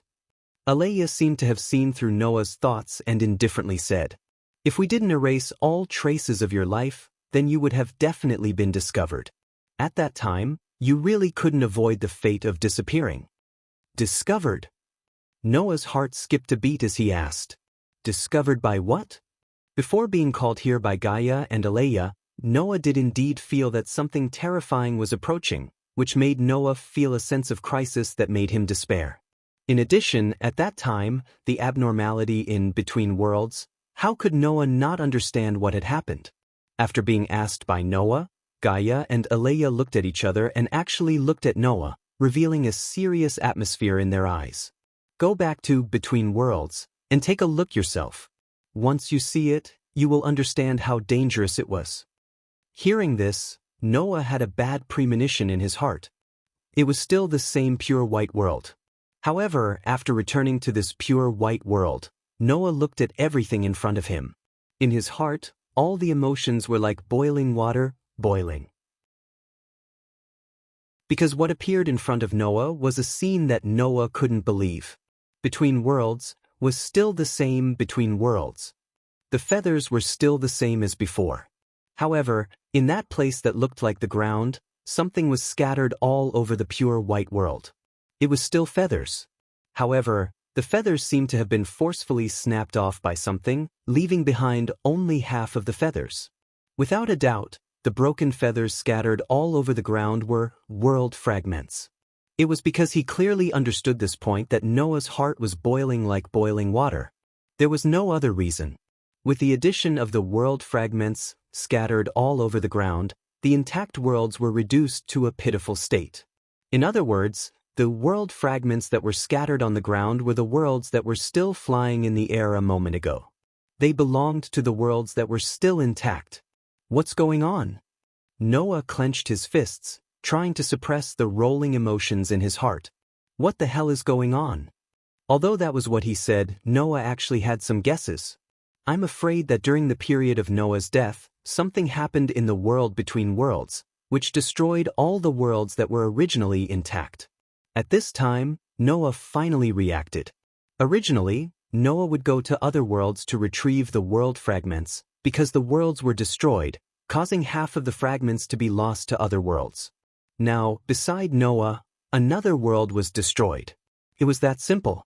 Undoubtedly, it was such an easy-to-understand situation, but Noah couldn't control his emotions.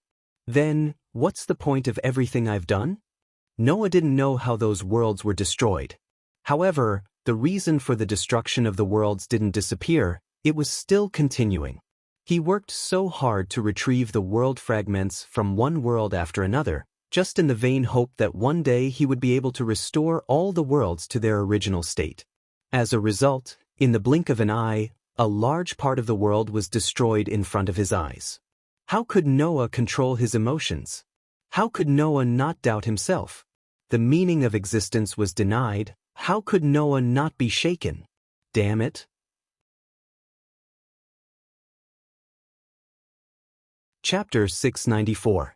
After returning to Gaia and Aleya's world, Noah lowered his head, hiding his eyes and expression under his bangs, making it impossible for others to see his true expression.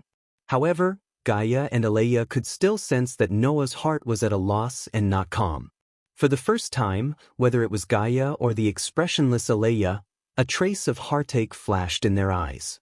I know that you must be feeling very sad right now, Aleya, who was an amalgamation of the human unconscious, said in a deep voice. However, we hope that you can understand that your existence is not meaningless. To us, little Noah, your existence is even more important than ourselves and the world itself, Gaia said seriously. After all, even if the world is destroyed, as long as you are here, it can be repaired. However, if you die, all the worlds will never be repaired. All the worlds in the world between will be destroyed one day. Hearing this, Noah still lowered his head. After a while, he squeezed out a sentence. What should I do? A trace of heartache flashed in Gaia and Aleya's eyes. Then they came before Noah and hugged Noah tightly.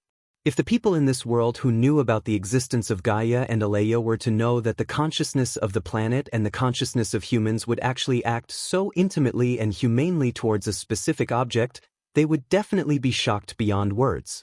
As existences of suppression, whether it was Gaia or Aleya, they only cared about the factors that represented their own existence. Gaia only cared about the planet itself.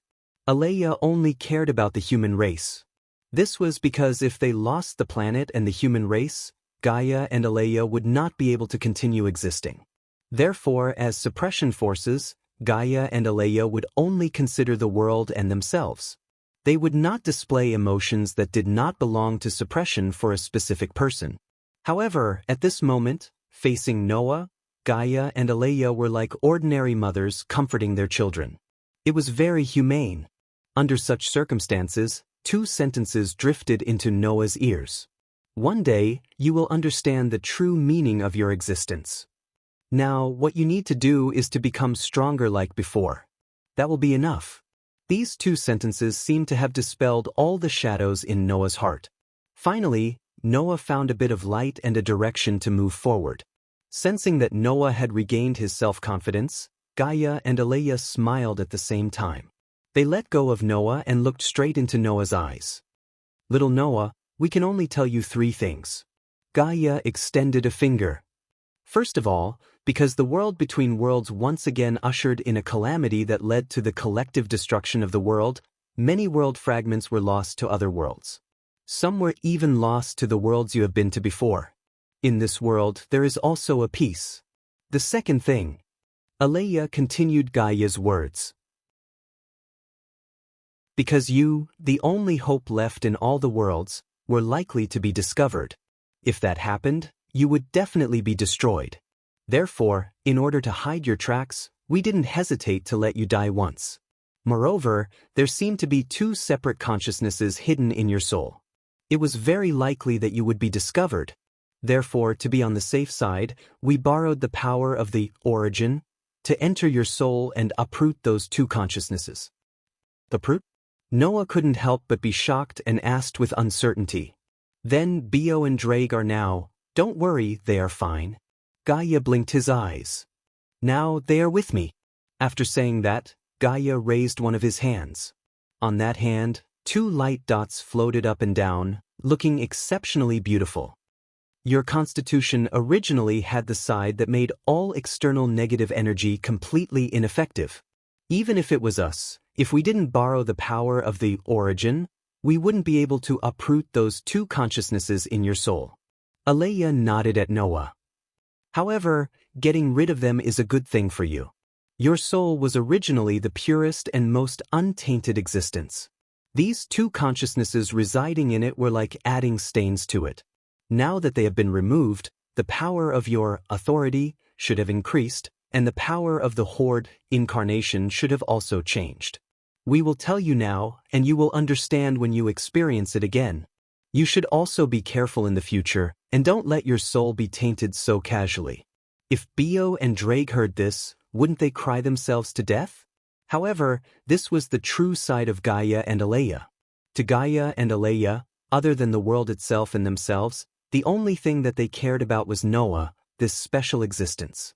A mere fantasy breed, like Bio, even if he had mutated due to the existence of a world fragment, wouldn't attract the attention of these two suppressors.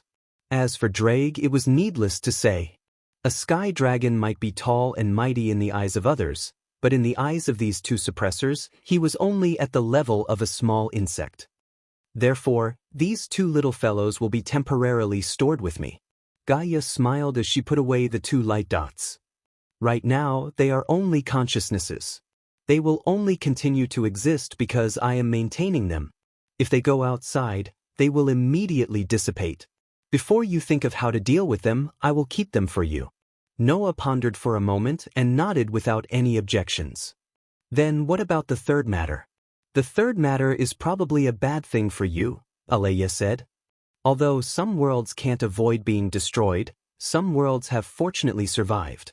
Fortunately, our world also escaped this disaster. However, every world is in turmoil because of this. Next, after you descend into the world, you can't use too much power. Otherwise, it will definitely affect the world itself. Can't use too much power? Noah was stunned. Well, to be specific, you can't use too much power that doesn't belong to the world you are in, right? Gaia reminded. In other words, you can't use your authority. Can't use my authority? Noah was truly stunned. It had to be known that almost 90% of Noah's strength was in his authority. If he couldn't use his authority, then Noah's strength might not even be comparable to the highest level of demons, let alone gods and demon kings. It was even possible that he might not be able to compare to Mira and Elisha. This wasn't just a bad thing, it was simply an extremely bad thing. That's because as an outsider, you have just descended into the world. The world in turmoil won't be able to adapt to your strength. If you are a person who already exists in the world, then no matter how strong your strength is, it won't be a problem, Alea said. After you descend into the world itself will try its best to adapt to your strength, just like how the original outsider you will become one of its own. This period will take about a month. As long as you stay in the world for a month, then you will be able to continue using your authority. A month? Noah let out a sigh of relief. If it was just that he couldn't use his authority for a month, then it wasn't a big deal. That's true, but little Noah, at this time when the world is in turmoil, we can take advantage of this opportunity to give you some help. Gaia patted Noah's head. Alea and I are already preparing. After you find the world fragment that was lost in this world, remember to come here and take the gift we prepared for you. It should be able to more or less make up for your strength that can't use your authority. Alea said expressionlessly. For now, just bear with it for a while. Noah nodded. The emotions in his heart had more or less calmed down. Possible, Noah wanted to ask, what was the reason why the world in Between Worlds was destroyed? But now wasn't the time. Otherwise, Gaia and Alea wouldn't have chosen to hide it from Noah. Then, what Noah needed to do was to continue his journey like before. That was all. Chapter 695. Hey, you're pretty cute. You're wearing a uniform. Are you a student from somewhere? How boring is school? Why don't you come and play with us? On a small path, 3 men who looked like ruffians were surrounding a girl wearing a school uniform. Their words were extremely frivolous, and there was a frivolous smile on their faces. Although it couldn't be said to be disgusting, it still made most of the pedestrians who saw this scene frown. However, frowning was just frowning. When the three men who looked like ruffians glanced around fiercely, the pedestrians around them seemed to be afraid of getting into trouble and hurriedly left. Seeing this scene, the girl couldn't help but bite her lips slightly, but she couldn't produce any resentful emotions. Because, for the girl, being saved by others has been a very extravagant thing since she was a child. Taking a closer look, the girl's appearance was indeed quite sweet and delicate. Not only did she have a perfect face, but she also had a proud figure with a protruding front and back. Her height was normal, but she was still considered tall. Coupled with a head of beautiful black hair that was a little over her shoulders, it was not an exaggeration to say that she was a beautiful girl. If one had to pick out a flaw, it would be that in the girl's perfect face and beautiful eyes, there was an uncontrollable darkness that could be discovered if one were to look closely. And as if she was self-aware of her own darkness, the girl tried to lower her head, burying her eyes and expression under her bangs. This was a sign of inferiority and gloom. However, this performance fell into the eyes of the three ruffians, which made them even more insatiable. "Why aren't you talking? Don't be so scared, we won't do anything to you. If you don't talk, then we'll take it that you agree." Saying such words, the three ruffians were getting closer to the girl. The girl could only retreat again and again, but she didn't dare to raise her head. She didn't even dare to say a word. Even though the fear in her eyes was getting stronger and stronger, she still chose to silently endure. It had to be said that the girl was really quite inferior and timid. For those men who wanted to do something to the girl, this appearance would only encourage the other party's behavior. "So, don't waste time here, come play with us." A man finally couldn't help but reach out his hand, as if he was going to grab the girl's hand. Just when the young girl felt that she would not be able to escape this calamity in the end, another hand quietly stretched out from the side. With a grab, it tightly grabbed the hand of the man who had stretched out his hand and forcefully flung it back. He didn't even have time to react. In the next instant, the hooligan-like man who was about to make a move on the girl felt his vision blur, and a feeling of the world spinning suddenly hit him. Bang! Following a muffled sound, the ruffian-like man was violently smashed into the ground with his back to the ground, causing him to emit a bitter cry. His head was also dizzy, and he could not get up again. The sudden turn of events stunned the girl and the other two ruffians. The girl couldn't help but raise her head shortly after. A figure entered the young girl's eyes. "You actually dare to make a move?" The other two ruffians finally reacted and looked at each other with twisted faces. In the end, these two ruffians were greeted with a somewhat pressuring gaze, which made the two ruffians freeze on the spot and couldn't help but take a step back. As the saying goes, to deal with those rude and unreasonable people, one must be more rude and unreasonable than the other party. In this way, the so-called quality of bullying the weak and fearing the strong would be perfectly displayed by these people. As a result, the remaining two ruffians became timid.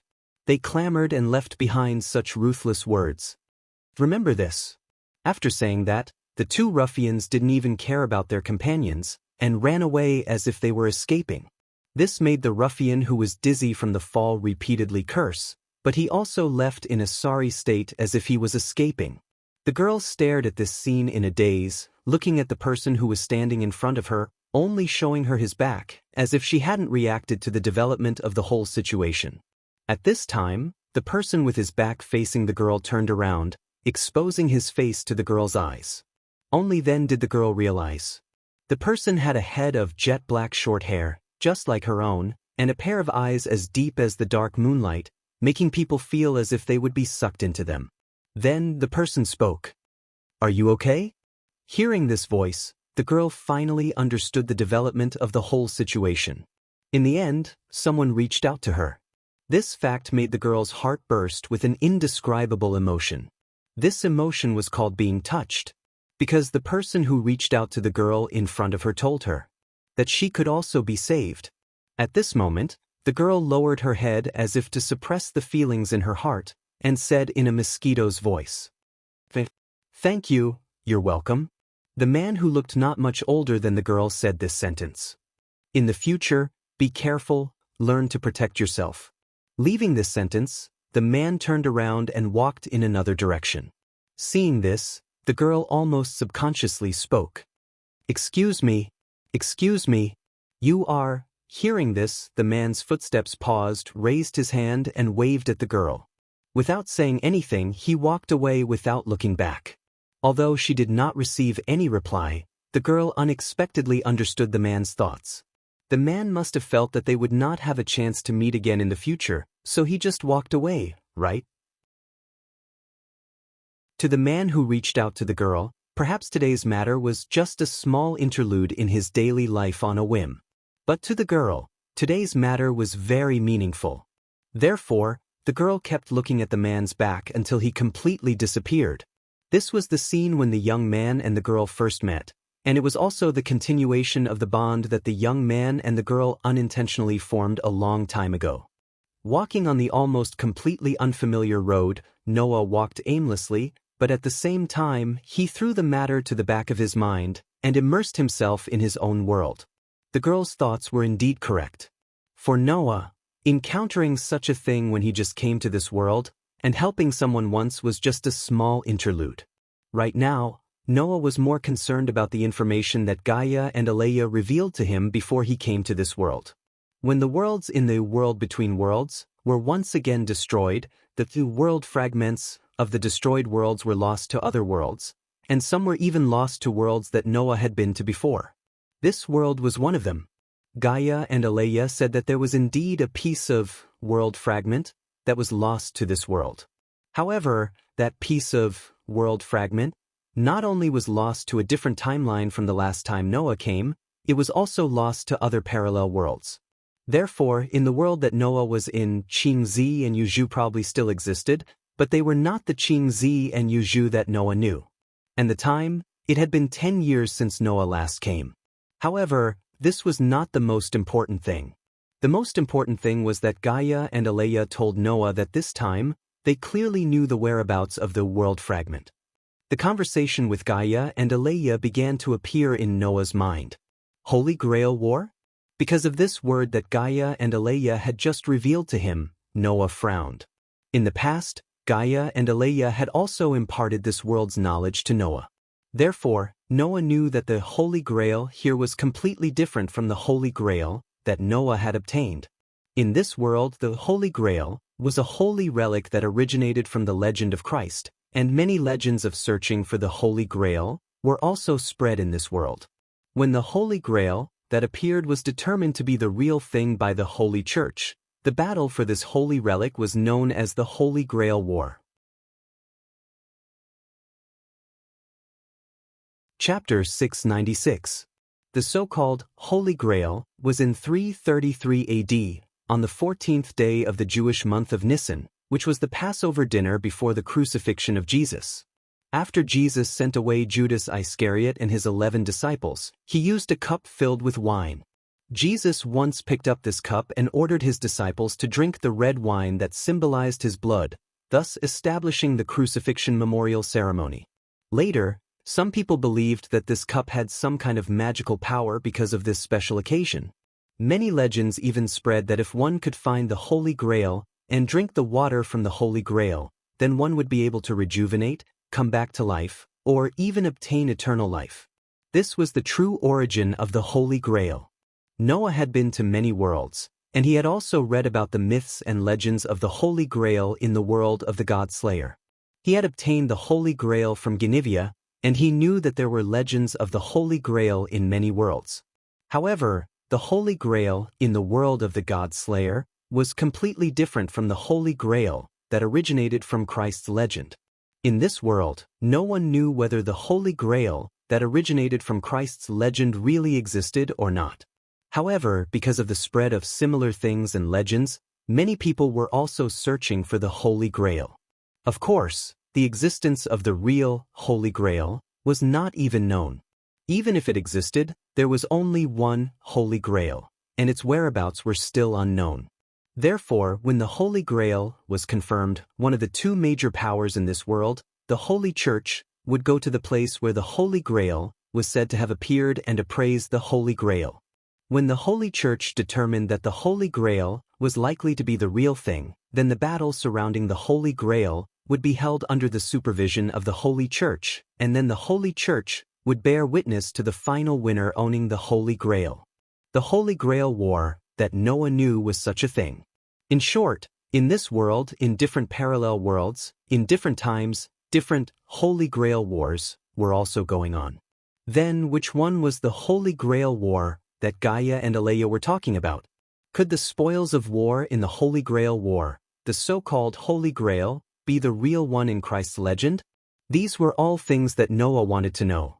Whether it is authentic or not is no longer important for this Holy Grail War that we are talking about. Gaia seemed to have seen through Noah's thoughts and smiled. That was actually just a ceremony that happened in a small town. The function of that ceremony was to form the Holy Grail. It could be considered as something that played some inconspicuous tricks, right? A small trick. Noah asked, "What do you mean?" That Holy Grail is actually a hole that opens the path to the origin.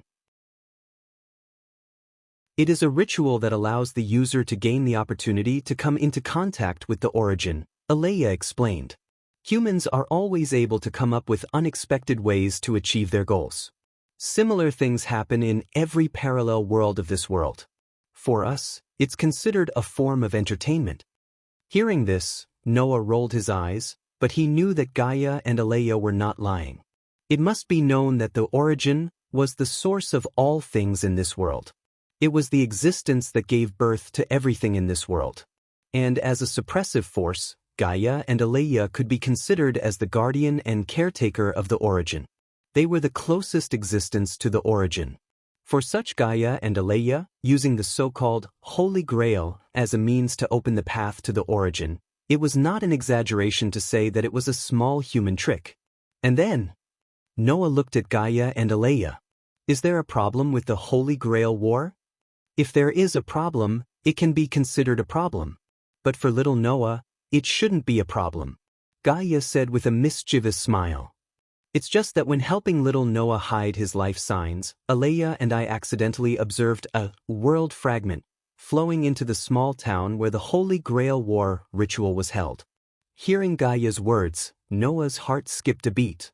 Could it be that the world fragment this time was lodged in the Holy Grail? The possibility of this is very high. Aleya said expressionlessly. So, if you want to find the world fragment that flowed into this world, the Holy Grail War should be able to give you some benefits. Noah immediately nodded, indicating that he understood. The knowledge related to the Holy Grail War, we will also impart it to you later. Gaia pointed a finger at Noah and mysteriously said this sentence like a little adult. Originally, the way the Holy Grail War is held has something to do with us.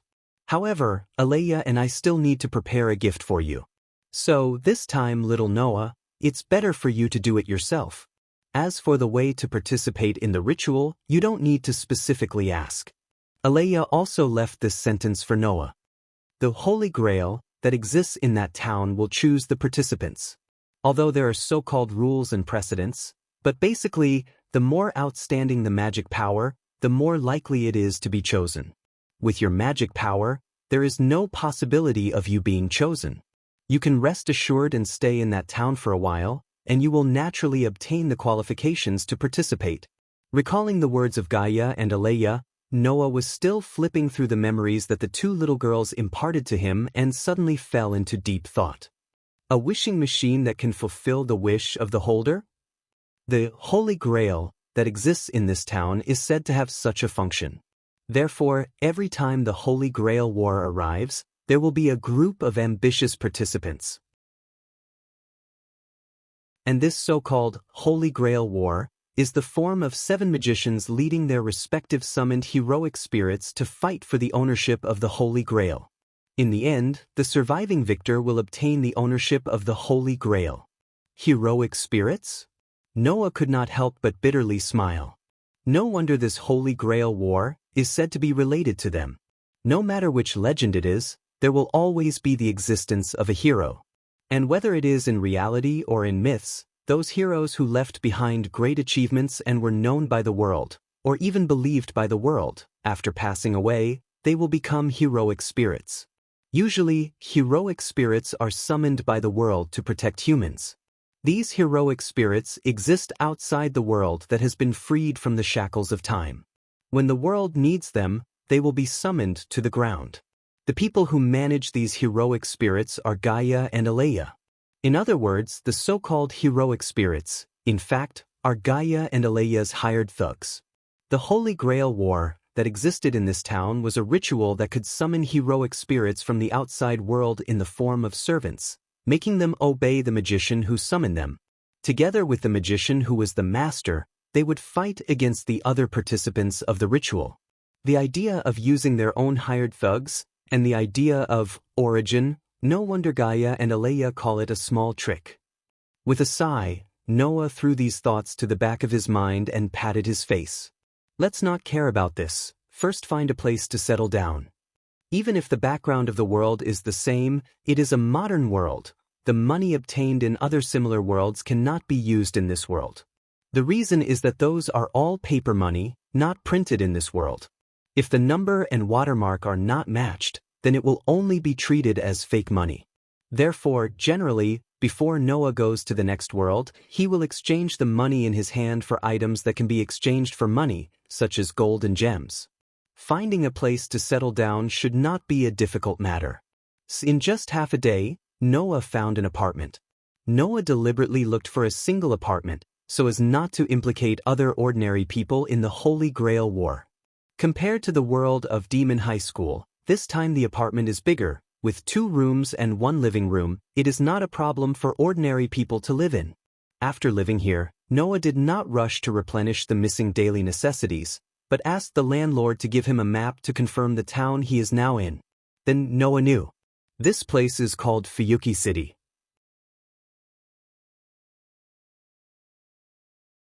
Chapter 697. On the other side, the young girl saved by Noah returned home after a full day of classes. It was a building that could be described as a mansion. It had the feel of a medieval manor and a Japanese-style mansion. Just by looking at it from the outside, it was quite luxurious. However, for some unknown reason, there was a sinister atmosphere that caused this place to become desolate. Very few people would come here. Formally speaking, this was the young girl's home. However, in the young girl's eyes, such a home was like a ferocious beast with its mouth wide open, trying to swallow her whole without leaving a trace. This made the young girl stand in front of her door for a long time, unable to make up her mind to walk in. Upon closer inspection, the young girl's hands were even trembling. Her eyes and face were filled with fear and terror. Such emotions would emerge from the depths of the young girl's heart almost every time she returned. If it was an ordinary person, how could they possibly have such a feeling of fear towards their own home? However, the young girl was like this. There was no other reason. To the young girl, this was not only her home, but also a demon's den of despair. To be honest, it was already a miracle that the young girl did not escape. It was really a miracle. There was absolutely no exaggeration in this statement. Recalling everything that was waiting for her in this demon's den in front of her, the young girl forcefully swallowed the fear and terror in her heart. Her hands were still trembling as she gently opened the door in front of her. What entered the young girl's eyes was a particularly dim entrance. If there was more light, this entrance would definitely be a very warm place. However, in the absence of important light, it was especially dark now. This entrance only brought a sense of terror to people. Even the young girl who had lived here for more than 10 years had to admit that. Her home was definitely a place that no one would want to come a second time. After opening the door, some of the light from outside entered the entrance, dispelling part of the terror. Therefore, the young girl was able to walk into her home with great fear in her heart. Bang! The sound of the door closing could be heard softly.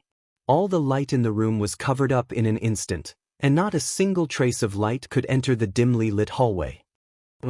In the next second, a sound like something was rubbing against something echoed in the air. The young girl seemed to have recalled something, and her face instantly turned deathly pale. Then the girl saw it. Inside the entrance, a large group of insects the size of a human's palm flapped their wings, as if they were locusts that wanted to devour everything. Like a cloud of sand, they fiercely pounced in the direction of the young girl. Ah! The young girl couldn't help but let out a sorrowful cry, and reflexively raised her hand to block in front of her. However, just as the huge swarm of bugs were about to pounce on the girl, a layer of dazzling golden light suddenly circulated around her body. Clang! Like a miniature sun, the girl's entire body emitted a dazzling golden light. The golden light seemed to have turned into pieces of crystal, forming an oval-shaped barrier that enveloped the girl's entire body. Bang! The bugs that pounced in the direction of the girl were all bounced off like rubber balls when they came into contact with the dazzling golden light around the girl's body. In an orderly muffled sound, not a single one was left, and all of them were sent flying, smashing into the walls, the ground, and the door around the entrance. After moving a few times, they stopped moving. The dazzling golden light that enveloped the girl's body dimmed, and instantly weakened by more than half, leaving only an extremely thin and dim layer. At this time, the girl slowly raised her pale face, and looked at the bugs that covered the entire entrance. Her face was filled with fear, as if she wanted to stay away from the bugs around her. Then, a gloomy voice that made one's hair stand on end sounded from the front. Sure enough, 10 years have passed. Is there some kind of power in your body still protecting you? Hearing this voice, the girl's face became even paler, and her eyes and expression showed even more fear. Under such circumstances, a short figure slowly walked out from the shadows of the front entrance. It was an old man that, like his voice, made one's hair stand on end, and even made one's scalp numb. The old man's figure was very short, and his skin was quite shriveled, like a mummy. His entire body had a rotten and shriveled feeling. In addition, the old man was bald, and a pair of sunken eye sockets.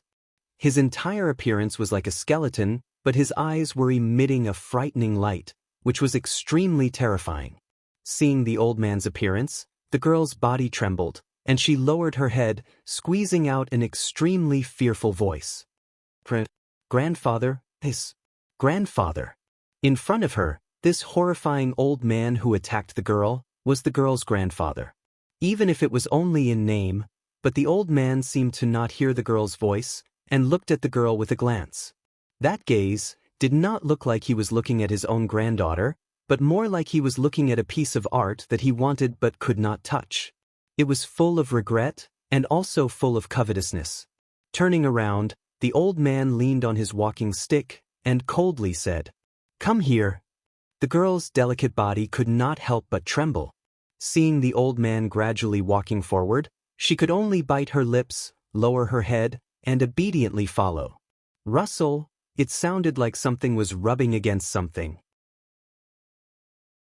This kind of sound echoed in the entire space, and it made people associate the word chewing, which was abnormally disgusting. In fact, the object that was making this kind of sound was indeed quite disgusting. It was a whole trough with a diameter of more than 10 meters, and it was a pile of insects that had been crawling and twisting together, vibrating their mouths. These insects were even more disgusting than the ones that attacked the girl just now. They were crawling and twisting in the entire trough, and as their bodies overlapped with each other, they were secreting some kind of liquid, which made the whole space reverberate with a sound that made people have goosebumps. Looking at the trough full of disgusting insects below, even if she was forced to come here almost every day, the girl still felt abnormally frightened. But the old man standing behind the girl coldly said, "Go in." The girl's heart was covered with a layer of deep fear. This sentence, the girl heard it every day. But the girl still could not do it. Who would be willing to enter such a disgusting insect cave? Facing this kind of motionless and trembling girl, the old man mercilessly stretched out his hand and pushed the girl's back heavily. Ah! The girl let out a cry of surprise, and fell into the insect cave. Rustle? Almost at the same time, the insects that covered the entire insect cave were like flies that smelled blood, and quickly crawled in the direction of the girl. Clang! At this moment, that bright and gorgeous golden light once again emerged from the girl's body, and covered the girl's whole body.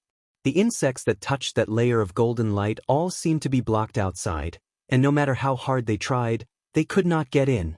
The old man was suddenly speechless with anger. 10 years, I was actually delayed by this inexplicable power for 10 whole years, and I still can't implant the insect into your body.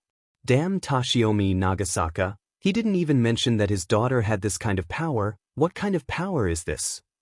For this result, the old man had already expected it. After all, as he just said, for 10 whole years, the old man had no way to break through that layer of defense and let those insects touch the girl's body.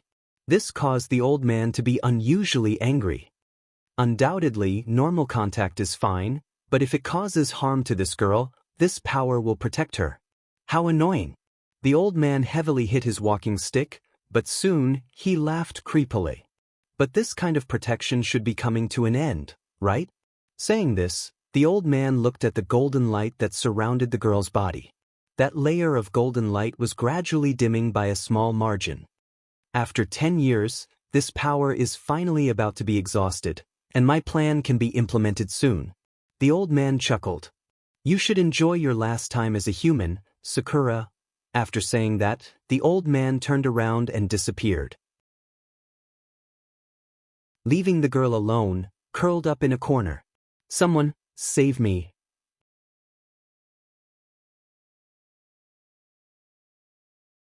Chapter 698. The next day, Noah woke up with a strange feeling. The sky outside was already starting to brighten, but it was still dawn.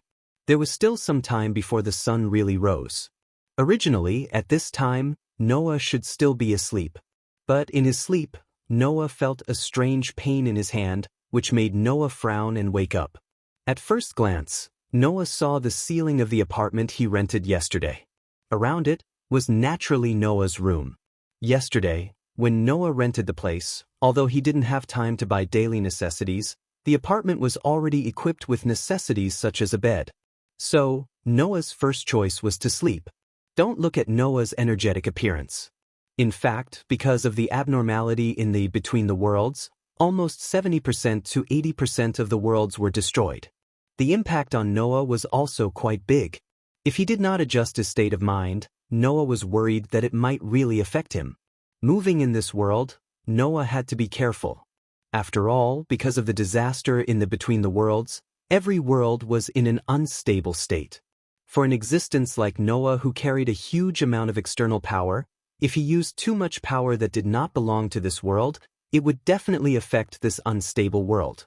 So, before the world adapted to Noah's existence, it was best for Noah not to use his authority. And this period of time was about a month. In other words, in the first month of entering the world, it was best for Noah not to use his authority. Of course, saying best was because of Gaia and Aleya's words. Listen carefully, little Noah. Although I told you not to use your authority for a month, if you encounter a situation that is enough to threaten you, then do not hesitate and use your full strength. Even if the world is destroyed, as long as you are safe, then it can be repaired. But if something happens to you, then the world really can't be repaired. Your existence is more important than the world. Don't ever forget this. These were the final words that Gaia and Aleya left for Noah. Indeed, from this perspective, Noah's existence was more important than the world itself. Therefore, if necessary, even if the world would be destroyed, for Noah's safety, Gaia and Aleya solemnly told Noah not to hesitate and to go all out. Of course, that was in emergency situations. Noah felt that it was better not to use his authority so casually if it did not threaten his life and the lives of the people around him. Without using authority, Noah could only use the 3 major spells of Enhance Magic and Fairy Tale. As for the 3 major spells of Fairy Tale, the casting time was too long, so it could only be used as a trump card. In this way, Noah could only use the power of Enhance Magic, so he naturally had to be careful. If I use Enhance Magic, my strength should be comparable to Mira and Elusha, reaching the level of an S-rank Archmage and the highest level demon. Noah considered for a moment and roughly understood his current level. I still need to be careful. With this thought in mind, Noah straightened his body and looked at his hand that felt a little strange. Soon after, he raised his eyebrows. On Noah's right hand, the guild emblem of Fairy Tale was quietly branded on it. On Noah's left hand, there was a bruise-like mark. That mark was not there before Noah fell asleep yesterday. So that's how it is. Noah's mouth curved. Is this the command incantation's sacred mark? Command incantation. To put it simply, it was a magic crystal that could appear on the body. It was also said before that the Holy Grail that existed in Fuyuki City would summon heroic spirits from the outside world and let them, as servants, help the magician as the master to fight and win the Holy Grail war. However, no matter what, those heroic spirits were heroes born from various myths and legends, and it was very likely that they would not obediently obey the master's orders. In order to solve this situation, the command incantation was born. It had absolute command authority that could make the heroic spirits as servants obey, and it was the exclusive mark of the participants of the Holy Grail War. Whenever the Holy Grail was about to be born and the Holy Grail War was about to begin, the Holy Grail that existed in Fuyuki City would give some omens to the magicians who had the ability to become participants, which was the so-called sacred mark. And the command incantation was transformed from this sacred mark. As long as the magician with the sacred mark began to summon the heroic spirits as servants and summon them, then the sacred mark would transform into the command incantation, giving the participant 3 absolute commands over the servants. Even to a certain extent, the command incantation would also manifest the command itself into power. Commands such as "destroy the enemy with all your strength" would transform the command incantation into a huge amount of magical power and enhance the power of the servant. Commands such as "come here" could also make the servants who were not around to cross the space and directly come to the master's side. Therefore, the command incantation was quite precious. Getting the command incantation's sacred mark meant that Noah was selected by the Holy Grail, and he could start to summon servants and become a real participant of the Holy Grail War. There were only 7 people who could participate in the Holy Grail War. If 7 people summoned servants, then even if they had the sacred mark, they could no longer summon heroic spirits to participate in the Holy Grail War. In this regard, Noah was not worried. According to the description in the memory, during this time, the Holy Grail should have just gathered the magical power to summon 7 servants and began to choose the participants. I now have the sacred mark. I guess I will be the first to be selected, right? Then, it would not be too late to wait until the evening to summon the servants. However, the Holy Grail is really amazing. It actually engraved the sacred mark on me. I was a little worried that I would mess it up. The sacred mark was the predecessor of the command incantation. The command incantation was the crystallization of magic. Then, it was reasonable to say that this crystallization should not be engraved on Noah, who was immune to all supernatural forces except for the mysterious forces that were effective against gods. As a result, the sacred mark was engraved on Noah's body, which really made Noah feel relieved. In addition, the command incantation would be integrated with the magician's magic circuit. The Holy Grail would inject magical power into the participant's magic circuit, thus forming the command incantation. Noah, however, did not have a magic circuit. However, the Holy Grail still gave the sacred mark to Noah. It seemed that the key to forming the command incantation was not the magic circuit, but the magical power. Noah did not have a magic circuit, but he had extraordinary magical power, so he could still be chosen by the Holy Grail, right? No matter what, it is still a hole that can lead to the origin, although it is just a small trick for Gaia and Aleya. Leaving such a feeling, Noah lifted the quilt, got up, and walked out of his room. When he came out of his apartment, the sky was already bright. Noah took the map, followed the map, came to the nearest street, and found a restaurant. Although there was a kitchen in the apartment, there was no food in the fridge. With no choice, Noah could only go to the street to fill his stomach. However, rather than a restaurant, it was better to call it a coffee shop. Noah often wandered between different worlds, and often had to entertain, so he did not have the opportunity to cook. Therefore, he generally ate more outside, and after a while, he was used to it. After ordering a cup of black coffee and a portion of spaghetti, Noah sat down, supported his chin, and looked through the restaurant's glass window at the pedestrians coming and going on the street outside. At a certain moment, Noah was suddenly startled. On the busy street, a commotion suddenly broke out among the pedestrians. Because a man and a woman were standing on the side of the street, seemingly having a dispute. Rather than calling it a dispute, it would be more accurate to say that the man was cursing at the woman, while the woman lowered her head and silently endured it. Seeing the couple, Noah frowned, glanced at the man, and immediately looked at the woman. That girl. Seeing that the man seemed to be getting more and more agitated, Noah's frown deepened, and he stood up.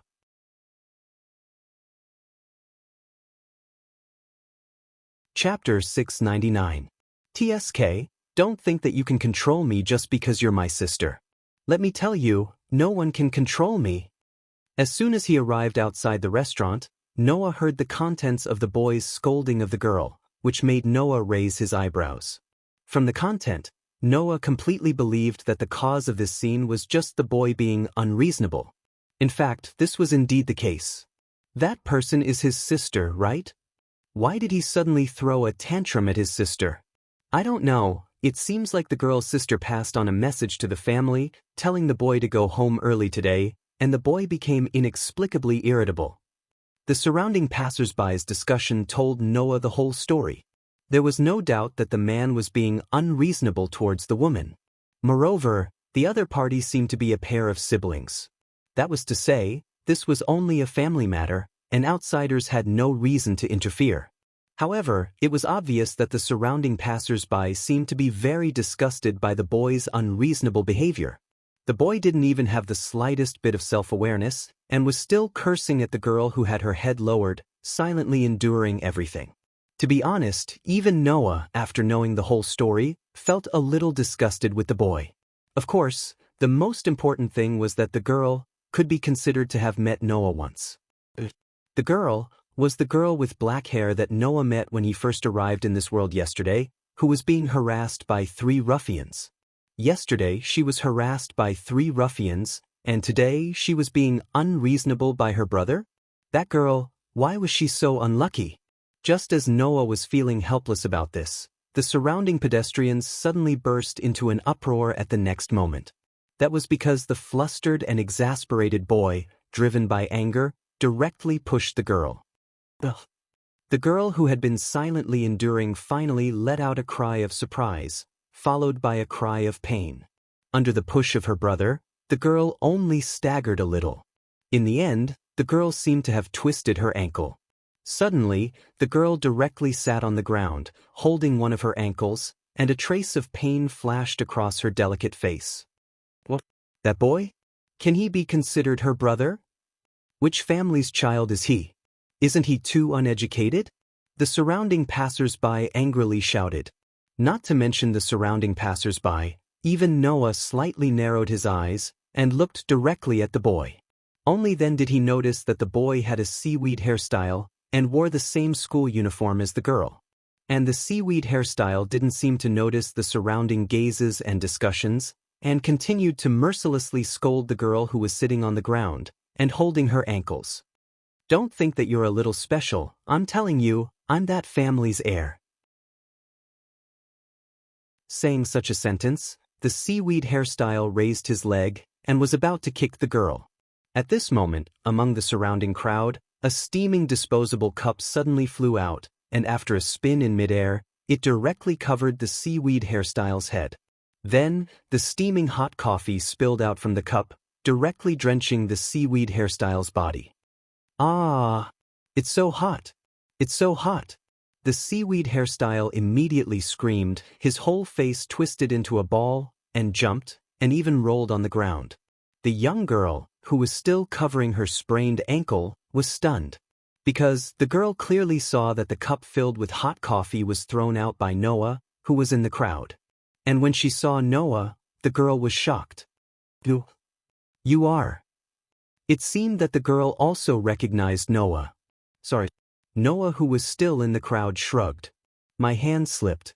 From the way he said it, that tone, and that performance, anyone could guess that Noah's hand did not slip, but did it on purpose. You bastard! Holding a handkerchief, the seaweed hairstyle carelessly wiped his face, and wiped the hot coffee off his face. He directly raised his fist, and rushed in Noah's direction. The crowd around Noah suddenly screamed and scattered, The girl who was sitting on the ground screamed again. Just as she wanted to get up to stop him, the injury from her ankle caused her to sit back down in pain. Among the people present, Noah was the calmest one. The seaweed hairstyle's fist was quite imposing. However, an ordinary student, no matter how good he was at fighting in Noah's eyes, that fist was more harmless than being bitten by a mosquito. Noah waited until the seaweed hairstyle rushed in front of him and swung his fist at him, then slightly moved his body to the side. What? The seaweed hairstyle's body, who missed his punch, suddenly lost his balance, and his whole body leaned forward. At this moment, Noah did not even turn his head, and directly stretched out a leg, and fiercely tripped the seaweed hairstyle. Immediately, the seaweed hairstyle's whole body rose into the air, and pounced forward. Bang! In the muffled sound, the seaweed hairstyle fell heavily on the ground, and seemed to have hit his head, causing him to howl in pain. Bastard! There is indeed someone who is quite a bastard. Noah held another cup of coffee in his hand, slowly drinking it, and glanced at the seaweed hairstyle. At least, I have never heard of a man who wants to kick a woman's face who isn't a bastard, not to mention that she is his sister. The seaweed hairstyle's face was extremely distorted because of anger. He struggled to get up, and angrily glared at Noah. However, he did not dare to charge at Noah again, and even a trace of fear appeared in his eyes. Noah, who clearly caught the trace of fear in his heart, felt even more disgusted with the seaweed hairstyle. This was also a person who bullied the weak and feared the strong. The seaweed hairstyle seemed to have noticed the trace of indifference in Noah's eyes, and suddenly became even more angry, and even shouted at Noah. Anyway, even if I kick her, she won't hit, so what if I kick her? Hearing this, Noah was a little concerned about the seaweed hairstyle's words, regardless of the seaweed hairstyle's words. Even if I kick her, she won't hit? What does this mean? The seaweed hairstyle, who did not know the doubts in Noah's heart, suddenly sneered, and looked at his sister with a look of a villain who had succeeded. Forget it, your good days are coming to an end soon. When that time comes, I will definitely take good care of you. Leaving this sentence, the seaweed hairstyle glared at Noah hatefully, turned around, and walked away awkwardly. At this moment, the surrounding passers-by started applauding, as if they were very satisfied with what Noah had done just now. However, Noah noticed it. After the seaweed hairstyle left that ruthless sentence, the young lady who was sitting on the ground and holding her ankle lowered her head, her eyes filled with intense sadness, fear, and even despair. That's right. It was fear and despair. It seemed like this was also a person with a story. With this thought in mind, Noah walked towards the young lady and squatted down. How are you? Are you okay? The young lady only reacted after realizing that Noah was in front of her, and looked slightly panicked. Calm down first. Noah laughed bitterly. I won't abuse you like your brother, don't be afraid. It's not like that. The young lady said timidly. Brother isn't abusing me. As she said this, the young lady's expression was still very sad. What she said was one thing, but in her heart, she also knew that what her brother did to her would easily cause others to criticize him, right? However, the young lady still chose to speak up for her brother. Isn't he too nice? I won't comment on whether it's abuse or not, you know it in your heart. Noah shook his head and turned his gaze towards the young lady who was holding her ankle. How are you? Can you stand up? Hearing this, the young lady seemed to have realized that she was sitting on the ground, and hurriedly tried to stand up. The pain coming from her ankle made the young girl's body turn and fall forward. And the person in front of the young lady was Noah. Naturally, Noah reached out his hand and caught the young lady who fell into his arms. Feeling the male scent in front of her, the young lady panicked again. I'm sorry. All right, don't apologize. Noah said helplessly. Let me help you to the side to sit down.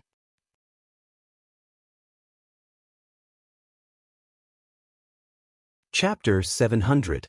Although it was just an ordinary street without any benches, there was a flower bed by the side of the street. Noah helped the girl with shoulder-length black hair to the edge of the flower bed and had her sit down along the edge of the flower bed. Then, under the girl's gaze, Noah squatted in front of her. Let me see. As he said this, Noah extended his hand and lifted the girl's leg and placed it on his knee. Seeing this, the girl seemed to be very uncomfortable with Noah's actions and also seemed to be unaccustomed to other people's kindness. She lowered her head and said in a mosquito's voice, That's not so troublesome. What's so troublesome about helping an injured person? Noah didn't even raise his head and started to gently press the girl's ankle with a practiced hand. Don't look at me like this, I was once a healthcare teacher. If it's just a sprained ankle, as long as there's no problem with the bone, I'll be able to help you heal in a while. Just bear with it for a while. Yes. The girl nodded subconsciously and then stared blankly at Noah, who was concentrating on pressing her ankle, and suddenly became a little absent-minded. To the girl, this was probably the first time she met someone who helped her purely out of kindness. No, strictly speaking, when Noah helped the girl chase away the 3 ruffians, it was the first time the girl saw someone with kindness and kindness. At that time, even if Noah didn't help, the girl wouldn't have been hurt by the 3 ruffians due to the protection of the mysterious power in her body. However, the girl was still very grateful to Noah. Firstly, it was indeed the first time the girl received help from someone who didn't have any ulterior motives. Secondly, as long as it didn't cause harm, the girl couldn't reject what others did to her. Thirdly, the girl's grandfather and brother clearly told the girl that the mysterious power in her body that had been protecting her for 10 years would be exhausted soon. Every time it protected the girl, the power would be exhausted. Therefore, the girl hoped that, if possible, it would be better to preserve the remaining power. After all, once the power was exhausted, what awaited the girl was a true hell. Thinking of this, the girl's heart was covered with a thick layer of shadow and confusion. Last time and this time, this unfamiliar boy in front of her could still help her. Then, next time, when the power in her body was exhausted and she was forced to step into hell, would there still be someone to help her? The girl could only helplessly and confusedly extravagantly. This was because the girl knew that her grandfather was a cruel and heartless person who couldn't be disobeyed. At least, with the girl's power, she couldn't escape the old man's control. Under such circumstances, Noah's help slightly dispelled the shadow in his heart. Naturally, Noah couldn't guess the girl's thoughts. After all, Noah didn't know how to read mind. Noah could only vaguely guess from the girl's behavior that she was a person with a story. At that moment, while rubbing the girl's ankle, Noah spoke coldly. "By the way, what's your name?" This question stumped the young girl. It wasn't that the girl's name was shameful, but the girl was surprised by Noah's sudden question. Yesterday, the girl also tried to ask about Noah's identity after he helped her, but she didn't get any response from Noah. Why did Noah throw this question back at her? Yesterday, I thought that we might not have the chance to meet, so I felt that there was no need to introduce ourselves. This time, Noah could tell what the girl was thinking from her surprised expression and smiled. But today, it seems that we are fated to meet. Hearing this, the girl couldn't help but smile. Then she realized that it was a little impolite, so she quickly hid her smile and lowered her head. "My name is Jian Tanjing." Noah nodded and said casually, "That's a nice name." Jian Tanjing tilted her head in confusion. "Thank you for the compliment." Facing Jian Tanjing's confusion, Noah smiled but didn't say anything. The confusion should be caused by Noah calling Jian Tanjing's name directly, right? In this country, only people who had a very good relationship would call each other by their names. Generally, they would only call each other by their surnames. Noah and Jian Tanjing only met once. Being called by Noah directly, Jian Tanjing would of course feel confused. However, the girl didn't seem to be disgusted, and she still looked at Noah in a daze. My name is Noah Doria." Before Jian Tanjing asked directly, Noah answered, "You can just call me Noah." "Noah?" Jian Tanjing said it twice seriously, and after remembering the name in her heart, she fell into an awkward silence because she didn't know what to say. Noah nodded as if he didn't notice Jian Tanjing's awkwardness. "It's just a little sprain, it didn't hurt the muscles and bones, it will be cured soon." After saying that, Noah's hand on Jian Tanjing's ankle began to slowly circulate a trace of magic, and it poured into Jian Tanjing's foot. In the past, when Noah faced such an injury, he would directly use magic to heal it. However, Noah didn't notice. Just as Noah's hand circulated a trace of magic, Jian Tanjing's pretty face suddenly changed, and she immediately lowered her head hard, as if trying to hide something, and stopped talking. After a while, Noah, who felt that it should be enough, stopped the flow of magic and clapped his hands. "Okay, there should be no problem, you can try it yourself and see if it still hurts." "Yes." Jian Tanjing responded and slowly stood up. After shaking the tip of her foot and found that there was no pain, she bowed her head and thanked Noah. "Whether it was yesterday or today, I am very grateful. It's a piece of cake for me." Noah waved his hand and then looked directly at Jian Tanjing. "But for you, it seems to be something that is not strange even if it happens every day, right?" Jian Tanjing's shoulders trembled slightly, and she fell silent. Noah spread his hands and said, "Don't worry. Yesterday, I said that you have to learn to protect yourself. If you just bear it, it will only make those who want to see your beautiful face covered in tears even more greedy." After that, Noah turned and walked in the direction of the opposite restaurant. "In the future, remember to be careful." Jian Tanjing raised her head and looked at Noah's back as he gradually walked into the restaurant. Her eyes were filled with suffocating sadness. Jian Tanjing also wanted to protect herself. But with Jian Tanjing's strength, she could only hope for others to protect her. Back in the restaurant, Noah, who sat back in his original seat, looked outside through the window. Over there, Jian Tanjing's figure had already disappeared. But Noah did not look away, but kept looking in that direction, his eyes flashing slightly. For some reason, Noah always felt that there was something special about the girl named Jian Tanjing. The special here did not mean that Jian Tanjing was a person with a story, but that there was something special about her. For example, physique. Could it be that the child named Jian Tanjing is a magician? Noah muttered. But there seems to be no trace of magic on the child's body, right? Saying this, Noah was more or less uncertain. There was no way Jian Tanjing did give Noah a special feeling. And because he was severely beaten by Orpheus in the world of Demon High School, Noah was no longer so confident in his sensing ability. So, when he said this, Noah's tone was full of uncertainty. Also, what the child's brother said, "I don't know why. It's a bit worrying. Anyway, I can't kick it?" Why was the seaweed head so sure that he couldn't kick it? Was Jian Tanjing 100% sure that she would dodge?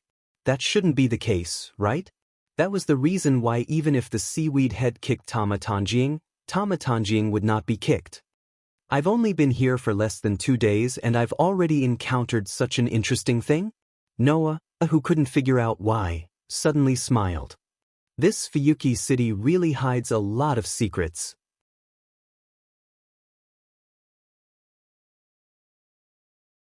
Chapter 701.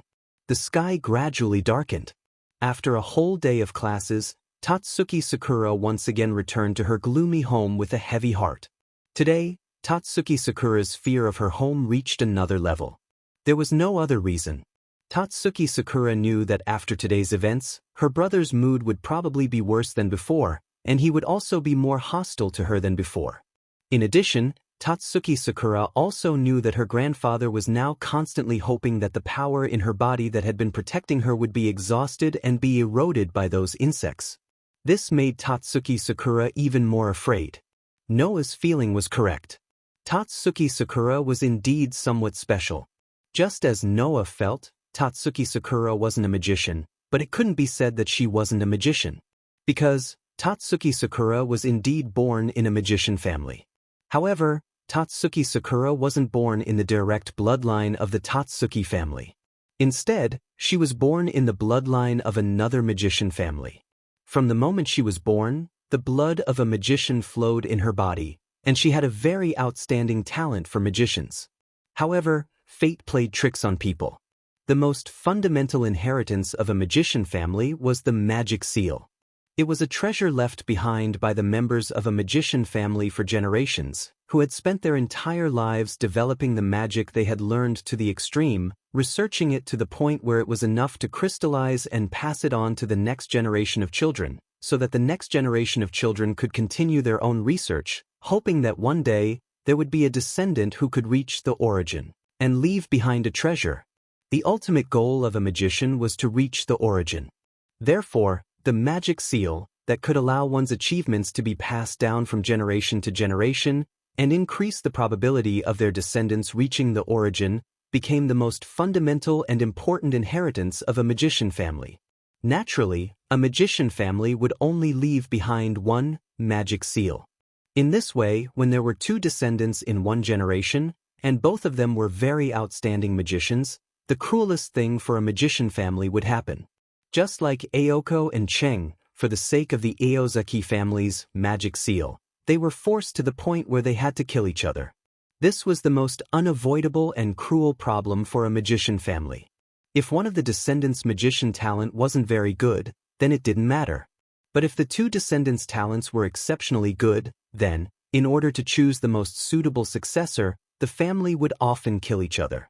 Tatsuki Sakura was born in such a family. He had an exceptionally talented elder sister, and his own talent wasn't any worse than his elder sister's. As a result, the most fundamental problem of the magic family was born. Tatsuki Sakura was both lucky and unlucky. Tatsuki Sakura didn't need to kill her sister. Tatsuki Sakura's father, Tatsuki Sakura, and Sakura, Tatsuki Sakura, because of the magic seal. Tatsuki Sakura, Sakura ki Sakura. Therefore, her father was not the kind of person who would not hesitate to let the sisters kill each other for the sake of the family and the inheritance of magic. That was indeed Tong Ying's luck. Tatsuki Sakura. After all, Tatsuki Sakura's father had always been a magician.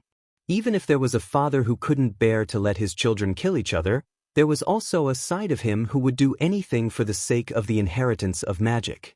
In order not to waste Tatsuki Sakura's talent, which was not inferior to her sister's, Tatsuki Sakura's biological father adopted Tatsuki Sakura to the Tatsuki family, which had no suitable magician descendants, and let Tatsuki Sakura successfully step into hell. The head of the Tatsuki family, the old man named Tatsuki Sakura, was Tatsuki Sakura's nominal grandfather. Because Tatsuki Sakura's own attributes were not in line with the magic system of the Tatsuki family, he intended to implant a low-level servant called the imprint insect into Tatsuki Sakura's body and forcibly transform Tatsuki Sakura. There was no doubt that this was an inhumane practice. However, Tatsuki Sakura didn't care about this at all. For 10 years, he was thinking about transforming Tatsuki Sakura's body almost every day. However, when Tatsuki Sakura planned to transform Tatsuki Sakura's body, some kind of power hidden in Tatsuki Sakura's body suddenly appeared and protected Tatsuki Sakura from being directly persecuted. This protection lasted for a full 10 years. Because she had not accepted the transformation of her body for 10 years, naturally, Tatsuki Sakura did not inherit the magic of the Tatsuki family that was not in line with her own attributes. Under such circumstances, even if she had the talent of a magician, Tatsuki Sakura could not become a qualified magician. There was more or less magic flowing in her body, and some of the magic circuit had been opened, but it was pitifully small. It was because of this that Noah could not feel any trace of magic on Tatsuki Sakura's body. It was also because of this that once the mysterious power that protected Tatsuki Sakura was exhausted, then what awaited Tatsuki Sakura was that her body was implanted with the imprint insect, and she was forcibly transformed into an inhuman by others. How could Tatsuki Sakura not be afraid? In order to exhaust the power that protected Tatsuki Sakura in her body, Tatsuki Sakura would attack Tatsuki Sakura almost every day, making Tatsuki Sakura live in fear every day. This was not a big deal. As long as she could not be transformed, Tatsuki Sakura would be satisfied even if it continued like this. The problem was that that power would eventually be exhausted one day. This was what Tatsuki Sakura was really afraid of. Even so, Tatsuki Sakura still could not escape. It was not that she did not want to escape, but that she could not escape. She did not inherit any magic, and there was only a trace of magic flowing in her body that even Noah, who had extraordinary sensing ability, could not detect. Tatsuki Sakura could not defeat her grandfather, who was almost a demon and had extraordinary magic ability. This was the reality. The reality that Tatsuki Sakura could not escape. At the moment, Tatsuki Sakura could only swallow the fear in her heart as usual, open the door, and walk into the entrance. It was almost a daily occurrence. Buzz! In the air, a large group of locust-like insects flapped their wings and vibrated in the space, rushing fiercely in the direction of Tatsuki Sakura. Tatsuki Sakura was unable to make a sound, and could only subconsciously raise her hand in front of her body. In the next moment, some kind of power that existed in Tatsuki Sakura's body would appear to protect Tatsuki Sakura, right? However, today an accident happened. Clang! On Tatsuki Sakura's body, an unprecedentedly strong golden light suddenly bloomed, instantly illuminating the entire Tatsuki Sakura's house. Gee! Under the illumination of the bright golden light, those demonic insects did not even have the chance to rush in front of Tatsuki Sakura. All of them seemed to have been hit by something heavy. In the creepy screams, they were directly annihilated into nothingness because of the impact of the rebound. Seeing this, Tatsuki Sakura was stunned. And in the depths of the Tatsuki Sakura's house, an old voice roared hysterically. How is it possible? How is it possible? Why is that mysterious power revived again? That's right, it was revived. After a full 10 years of consumption, the power that should have been exhausted was restored today. The golden light that was fading became as bright as the sun, without the tragic appearance that was about to disappear yesterday. This is impossible. This is impossible. My plan. The old and gloomy voice reverberated in the surroundings, accompanied by a dense swarm of insects flying out from the depths of the Tong family. Like moths flying into a flame, they crashed into the incomparably bright golden light one after another and were ruthlessly annihilated by the rebounding force on it, leaving not a single trace behind. Seeing this scene, feeling the extremely bright light around her, plus Tatsuki Sakura's hysterical performance and words, how could Tatsuki Sakura not understand what had happened? A long-lost happiness attacked Tatsuki Sakura's whole body, making Tatsuki Sakura slowly sit on the ground, holding the body that was emitting golden light, closing her eyes, and shed a tear. Miracle! This was a miracle. But why was it like this? For no reason, Tatsuki Sakura recalled the scene this morning when the boy named Noah injected magic into her body. Could it be that Noah had saved him again?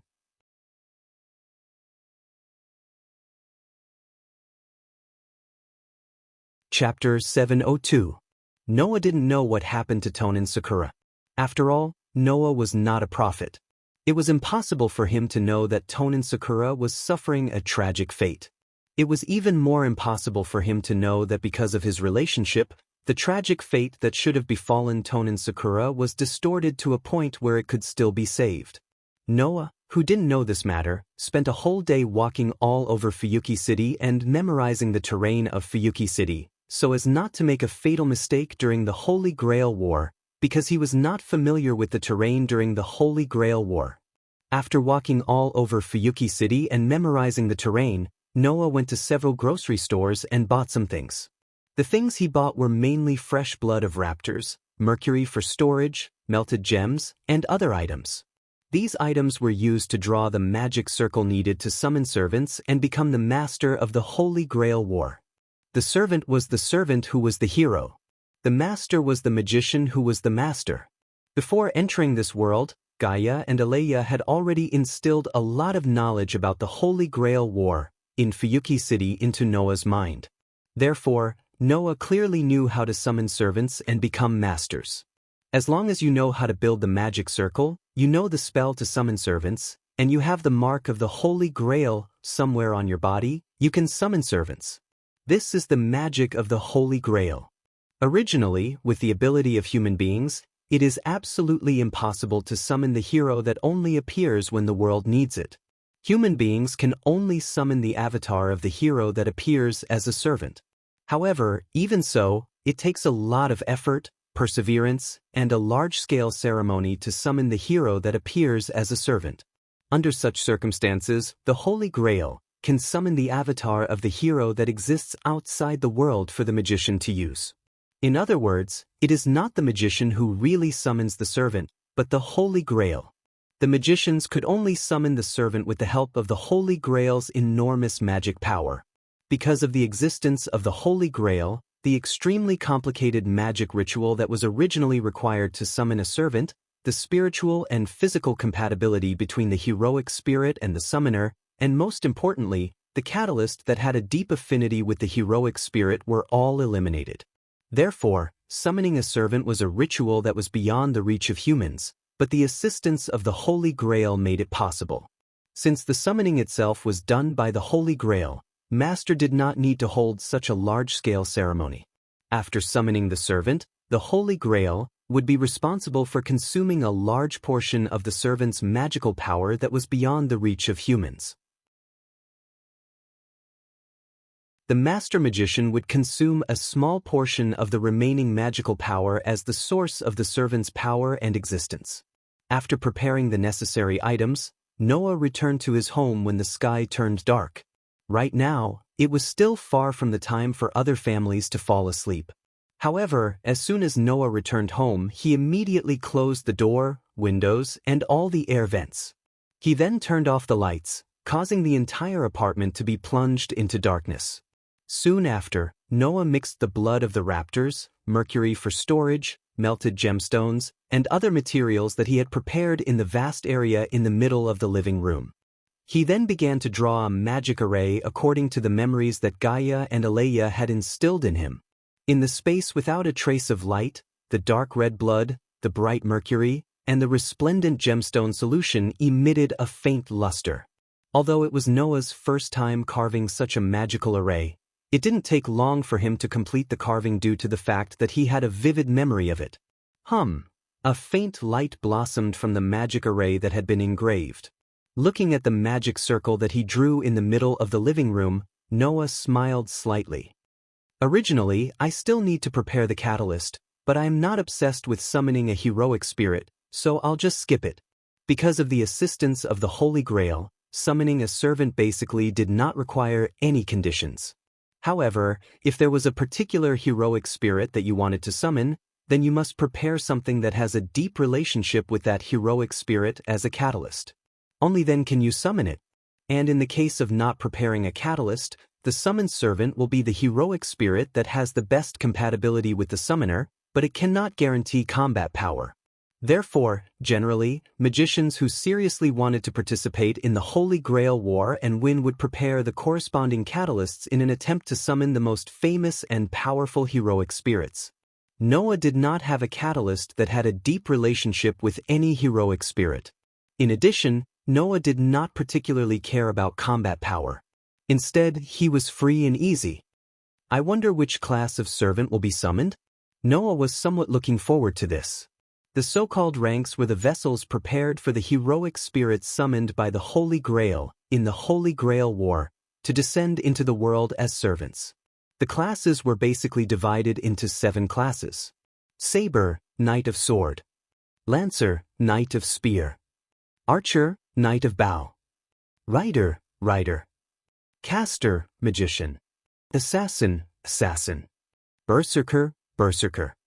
Because the classes were not allowed to be repeated, therefore, in the Holy Grail War, there were generally only 7 servants that could appear in the world. All of them were of different classes. The heroic spirits that were summoned would be determined according to their characteristics, and then they would be summoned as a servant of the corresponding 7 classes. Among them, Saber, Lancer, and Archer were also known as the 3 Knights. Most of them were the heroic spirits of the gods who existed in large numbers in magic. Therefore, they had an ability called magic, which could render most magic ineffective. Because of this, the 3 Knights were basically the 3 strongest of the 7 classes, and Saber was known as the strongest of all the servants. It was conceivable that many people would be looking forward to what class of servant they would summon. Then, let's start. After suppressing the rest of the emotions in his heart, Noah opened his hands and closed his eyes. In his mind, the spell used to summon the servant automatically appeared, and Noah almost subconsciously chanted it. Declare, "Thy body is under me, my fate is on thy sword.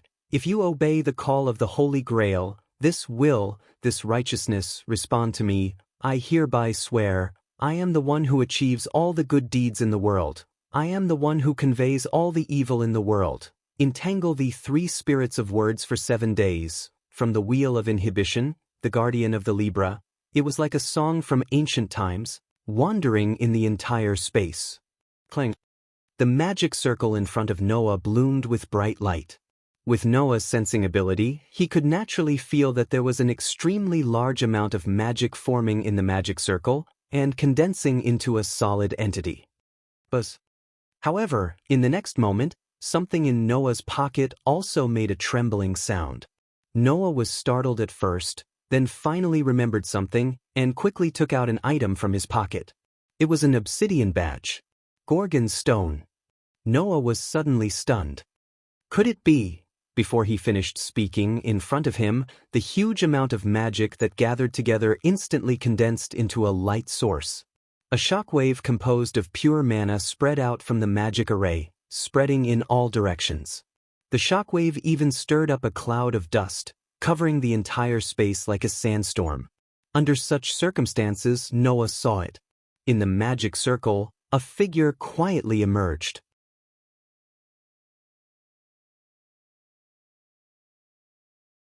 Chapter 703.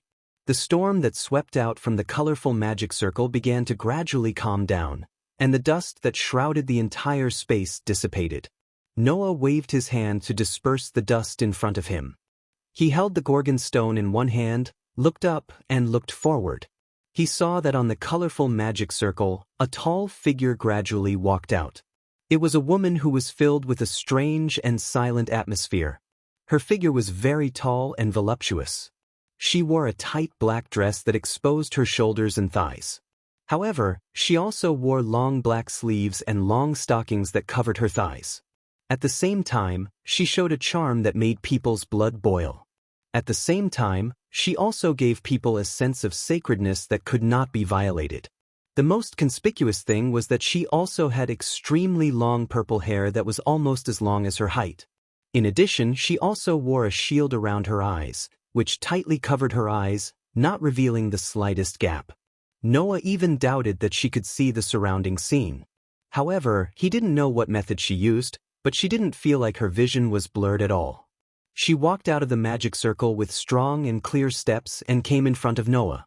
For a moment, Noah clearly felt that she seemed to be sizing him up. Undoubtedly, her eyes were all covered by the shield, but Noah could still feel her gaze, which was indeed quite strange. Is this a heroic spirit that came to this world in the form of a servant? At the same time, Noah felt a burning pain on the back of his left hand, which made him shift his gaze to the back of his left hand. There, he didn't know when, but a mark replaced the original bruise-like mark and was branded on the back of Noah's left hand. It was a vermilion mark with 2 twisting snakes climbing up along a sword-shaped mark in the middle. Needless to say, that was a command spell that had absolute command over the servant and could be turned into pure power to assist the servant. The servant that appeared from the magic circle also seemed to notice the command spell on the back of Noah's hand. She raised her head and looked at Noah. "Servant, rider, I'm here to answer your summons." "Rider?" Noah's heart skipped a beat. "Are you a rider's servant?" The rider's servant nodded gently, which made Noah fall into deep thought. Rider. That was a title that could only be obtained by a legendary heroic spirit that had a deep relationship with a certain mount. Whether it was a creature or a tool, as long as the heroic spirit could ride and control the mount, it was possible to obtain the title of rider. There was no doubt that the heroic spirit in front of him was such an existence. Although it was not one of the famous 3 knights, and its combat ability was certainly not as good as Saber, Lancer, and Archer, who were seeded players in the Holy Grail War, but with the performance of those mounts that had a deep relationship with it, Rider was still a very powerful heroic spirit. A heroic spirit that had a deep relationship with a certain mount? So, let me guess your real name? Noah clenched the Gorgon stone in his hand and smiled bitterly. You are the youngest of the three Gorgon sisters, the famous banshee in Greek mythology, Medusa. With such a sentence, Noah looked directly at Ryder in front of him. Am I right? For a moment, Ryder was slightly startled, but then nodded silently confirming Noah's guess. Sure enough. When the Gorgon stone started to act strangely, Noah had already expected it. After all, the Gorgon stone was originally a part of Athena's snake, and it represented the power of Medusa's divinity that Athena had lost. In this world, Athena and Medusa were two completely different characters. But Noah's Gorgon stone originally represented snake, so the one summoned was not Athena, but the orthodox Medusa in Greek mythology, who was originally a goddess, but later turned into a banshee by Athena. Was it a coincidence? Or was it inevitable? Noah did not expect that in the end, he would rely on the forgotten Gorgon stone to summon Medusa in this world. However, Noah did not feel dissatisfied. After all, Medusa was also a very powerful existence. I am Noah Doria. After putting away the Gorgon stone again, Noah looked directly at Ryder, the beautiful banshee in Greek mythology, and smiled. Then, until the end of the Holy Grail War, I will have to trouble you to accompany me, Medusa. The heroic spirits summoned by the Holy Grail will be given the knowledge of this era. Therefore, Ryder must also know what situation she is in now and what era she is in. So, there is no need to be polite. Anyway, everyone knows each other's situation. Hearing Noah's words, Ryder just looked at Noah quietly, and after a while, a very shallow smile appeared on her face. Understood, Master. After completing the summoning of the servant, Noah turned on the lights in the apartment again, opened the curtains, opened the windows, and restored the whole apartment to its liveliness. Then Noah sat on the sofa, looked at Ryder, who was still standing in the same place, and said, Medusa, come and sit down. Hearing this, Ryder shook her head. I am your servant, I will not be on the same level as you, Master only needs to give me orders. Noah raised his eyebrows. This Medusa was quite easy to talk to, and she didn't put her position too high. As a servant, she was very dutiful. You know, servants are famous heroic spirits in myths and legends, and most of them are difficult to listen to the magician who is their master. Medusa was so easy to talk to, which also avoided the unpleasant result of the contract with Noah, and Noah could also avoid wasting the command seal. So, Medusa, Noah asked aloud, I should be supplying magic to you now, right? Yes, Master's magic is flowing into my body. Ryder's voice began to sound. Master should be able to see my ability value as a servant, right? Ability value. Noah reacted, looked at Ryder, and his eyes were covered with a layer of light. In the next moment, a stream of information flowed into Noah's mind. Rank, Ryder Master. Noah, Doria real name, Medusa tribute. Chaos, good ability value. Strength, B durability, B agility, A magic, A++ luck, A+ noble phantasm, A+ rank skills. Magic power, B can nullify magic with less than 3 levels. Even if it is a big magic or ritual spell, it is difficult to cause damage. Mount, A+. This level of ability was no longer limited to specific beasts or mounts. Instead, it was omnipotent to the extent that it could be freely used on almost all beasts, including illusory beasts and divine beasts. However, with such an excellent riding ability, only the dragon species could not be used. Preservation skills, Magic Eye. A+. Even in the Magic Eye, it is equivalent to the highest level of Petrification Magic Eye. It is believed that it is impossible to reproduce magic. Those who are caught by the Magic Eye will be petrified unconditionally if their magic power is below sea level. Those who are B level must be exempted to determine whether they are petrified or not. Although it can't petrify those who are a level, it will bring the effect of heavy pressure on the other side, causing all their abilities to drop by 1 level. Solo action. See, even if the master's magic power supply is interrupted, it has the ability to temporarily act on its own. Level C, if it loses the master or if the contract is abolished, it can last for about a day without magic power supply. Monster strength. B. Although it is a heroic spirit, it has the characteristics of a monster. If it is used, it can temporarily increase the strength, but it can't last for a long time. The duration depends on the level. Divinity. Originally a beautiful goddess, because of this, it originally had a very high divinity. However, because it later turned into a monster, the divinity when it was a goddess was mostly eliminated. Although it was very weak, it still remained.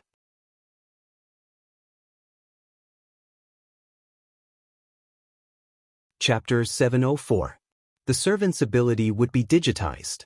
Magicians, as masters, would gain the additional ability to detect the servant's ability value at the moment of summoning the servant and becoming a master.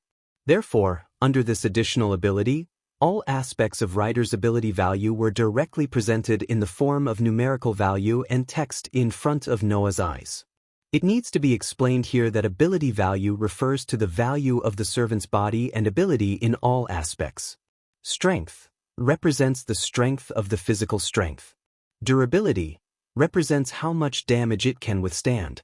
Agility represents the speed of agility and reaction. Magic represents the quality of the magic that can be manipulated and held. Luck represents the good or bad luck.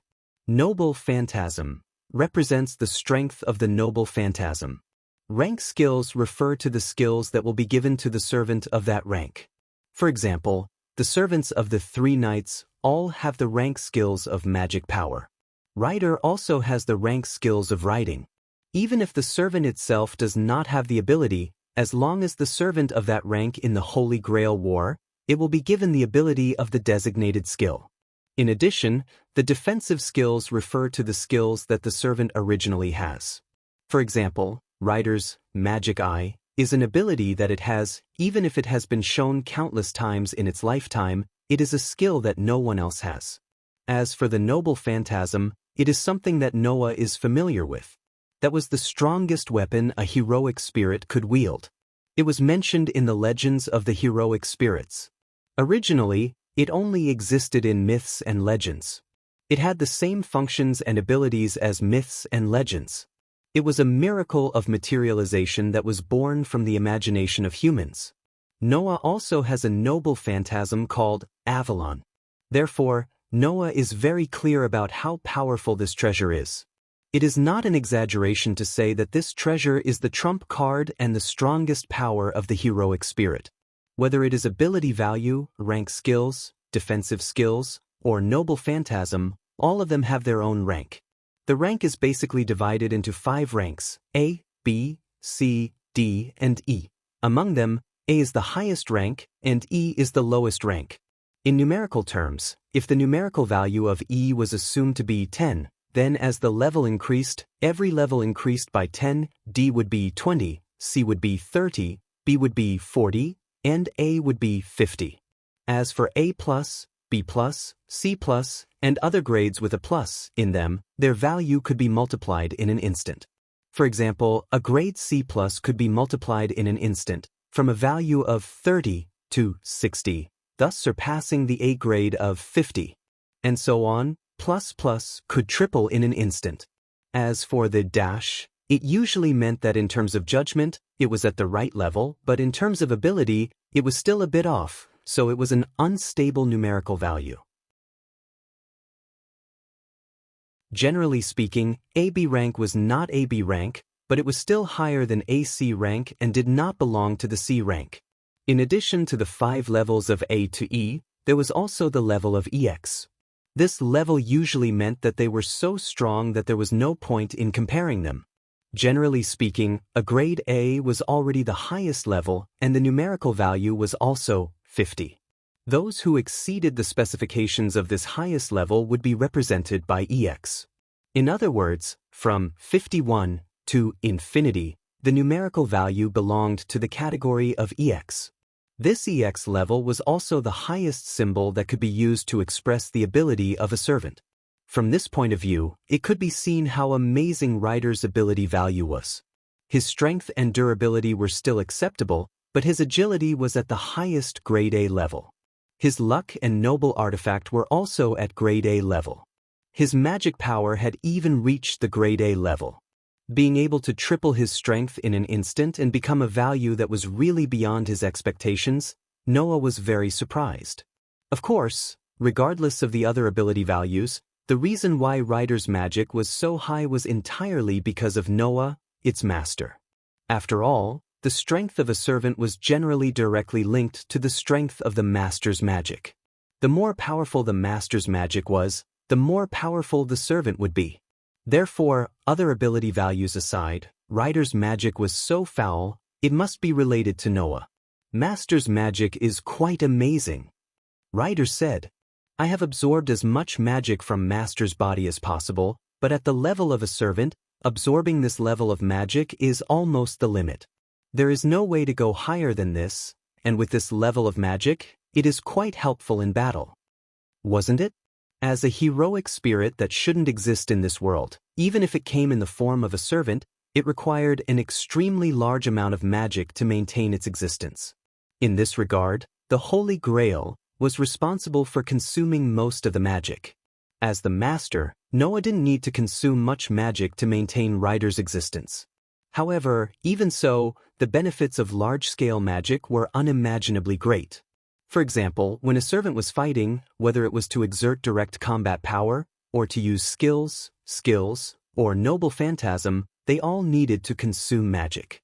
The more magic there was, the more complete the combat power that could be exerted, and the number of times that a servant could use skills, noble phantasm, and noble phantasm would increase.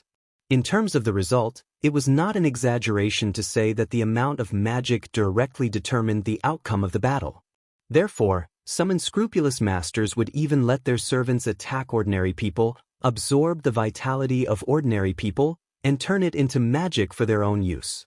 Master seems to be able to handle it with ease. It seems that Master's magic is above my imagination. Ryder said, with this level of magic as a reserve, I can probably use noble phantasm without restrictions. In my opinion, with such an advantage, Master's chances of winning this Holy Grail war are very high. Noble phantasm was the trump card and the strongest means of a heroic spirit. Being able to use the trump card and the strongest means without restrictions? Just think about it and know how big the advantage is. What is your noble phantasm? Noah asked with some doubts.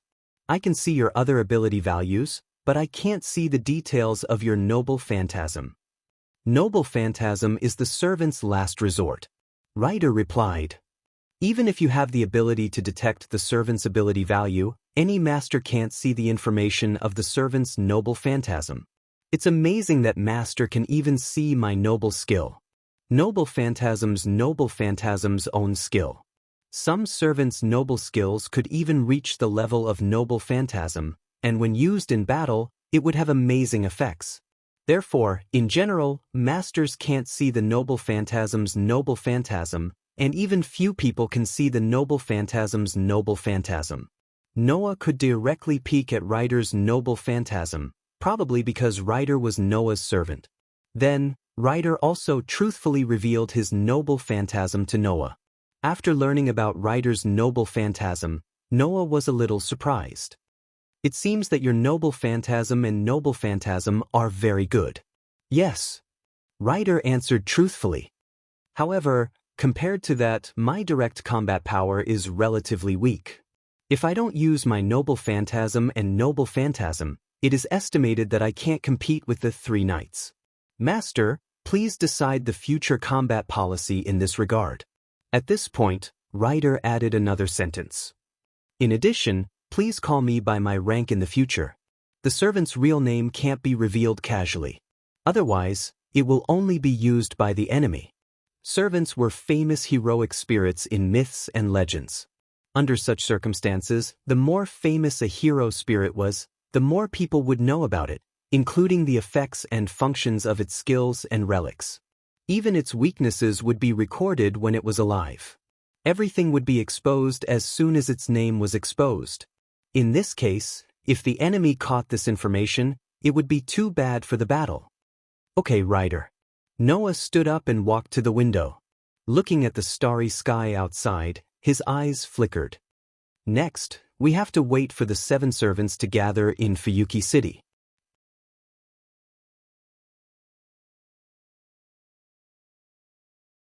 Chapter 705. The next day, waking up from a deep sleep, Noah, who recalled what happened last night, kept lying on the bed and raised his left hand.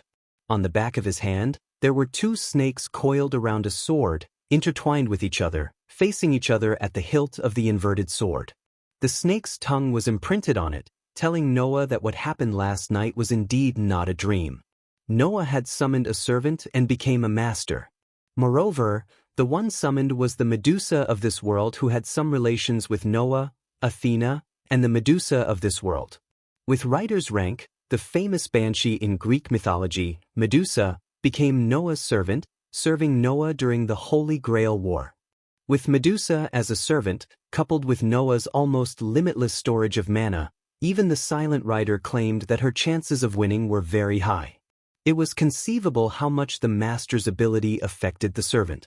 Of course, in terms of magic attainment, Noah only knew enhanced magic. Although it was possible to rely on the frightening amount of mana to release the equally frightening might of the mana cannon, the simple processing of mana before firing it could be said to be the most basic of magic. It was so basic that it couldn't even be called magic.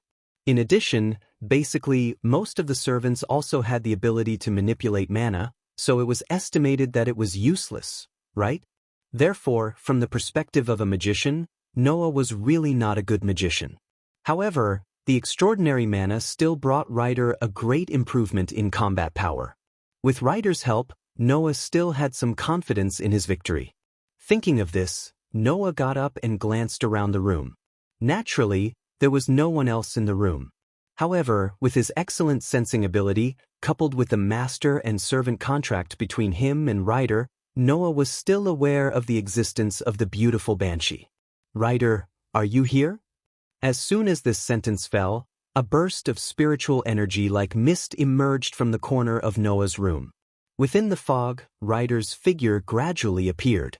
His face was still expressionless, neither happy nor sad. His eyes, which were tightly covered by the blindfold, were clearly focused on Noah. Master, do you have any instructions? It's more like a question than an instruction, right? Noah said helplessly. I say, Ryder, don't tell me you've been waiting here all night?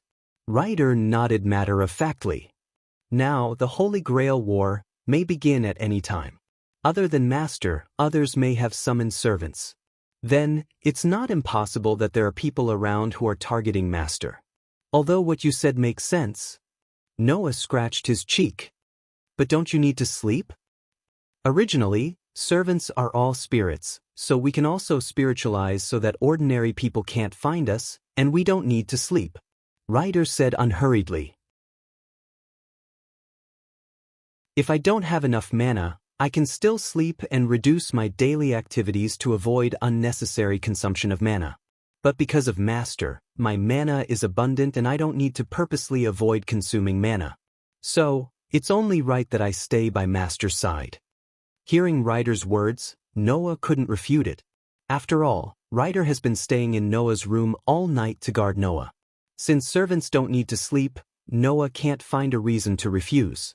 In other words, Noah has had many experiences of sleeping with women under the same roof. Now, being guarded by Ryder all night, if Ryder directly appeared, then Noah would be more or less not used to it, but Ryder has been maintaining her spiritualization and did not appear, so Noah can't help it. Well, I can't argue with you. Noah can only shrug, lift the quilt, and get up. Go and fill your stomach first. Later, I will take you around the city to see if you can find the traces of other masters, and by the way, see if there is any useful information. Ryder nodded without any objection. His body once again transformed into a puff of mist and disappeared from the spot. In the case of spiritualization, Ryder is equivalent to a ghost. Except for the other servants, no one else can see the existence of Ryder. However, with the help of his sensing ability, Noah sensed that Ryder had been following him. Only then did he feel relieved and opened the door and walked out. Today, Noah didn't get up as early as yesterday. So, when Noah came out of the apartment, the street was already full of pedestrians. Under such circumstances, Noah walked in the direction of the restaurant and said softly, Ryder, if you find anything unusual, then let me know, understood? Ryder's voice seemed to only ring in Noah's ears, and it went directly into Noah's ears. Noah smiled and felt his body a little. Ryder has A++ level magic power. However, that A++ level magic power was basically absorbed from Noah's body. In other words, this level of magic power is almost equivalent to the magic power that Noah needs to consume. Generally, if a servant has this level of magic power, then the master can lie on the ground for a long time without being able to get up. However, with Noah's level of magic power, although this consumption is not said to be a drop in the bucket, it is not painful. Noah's magic power is extremely huge, so huge that it can be described as vast. With this level of magic power, the self-recovery of the magic power is naturally very fast. So, Noah can only feel the magic power in his body flowing through the channel established by the contract between the master and servant to Ryder's body. At the same time, the magic power that flowed out of his body is recovered by more than half in an instant. It is not painful at all. My magic power will probably be the key to this Holy Grail war, right? Noah's mood is more or less a little happy. After all, he has already won at the starting line. Not long after, Noah saw the restaurant he came to yesterday. Just when Noah planned to go directly in the direction of the restaurant, Noah inadvertently caught a glimpse of a scene on the sidewalk opposite the restaurant, which made him stop in his tracks. There, a girl with long black hair slightly over her shoulders, wearing a high school uniform and carrying a school bag in her hand, was standing in front of a flower bed. She has been looking around, as if she was looking for something. Seeing the girl, Noah was surprised. The child yesterday? Surprisingly, it is Tong Ing.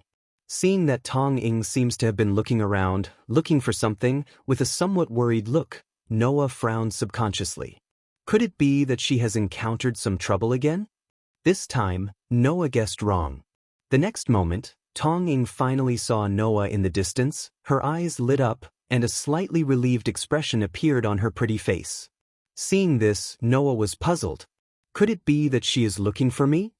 Tong Ing used her actions to answer the doubts in Noah's heart. After hesitating for a moment, there was some struggle in her eyes.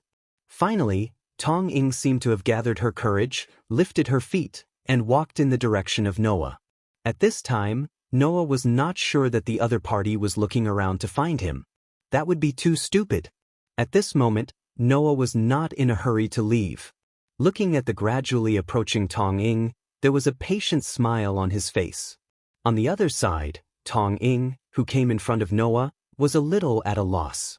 She froze there, her eyes glanced at Noah, and then looked away. She wanted to say something, but it seemed that she could not say anything.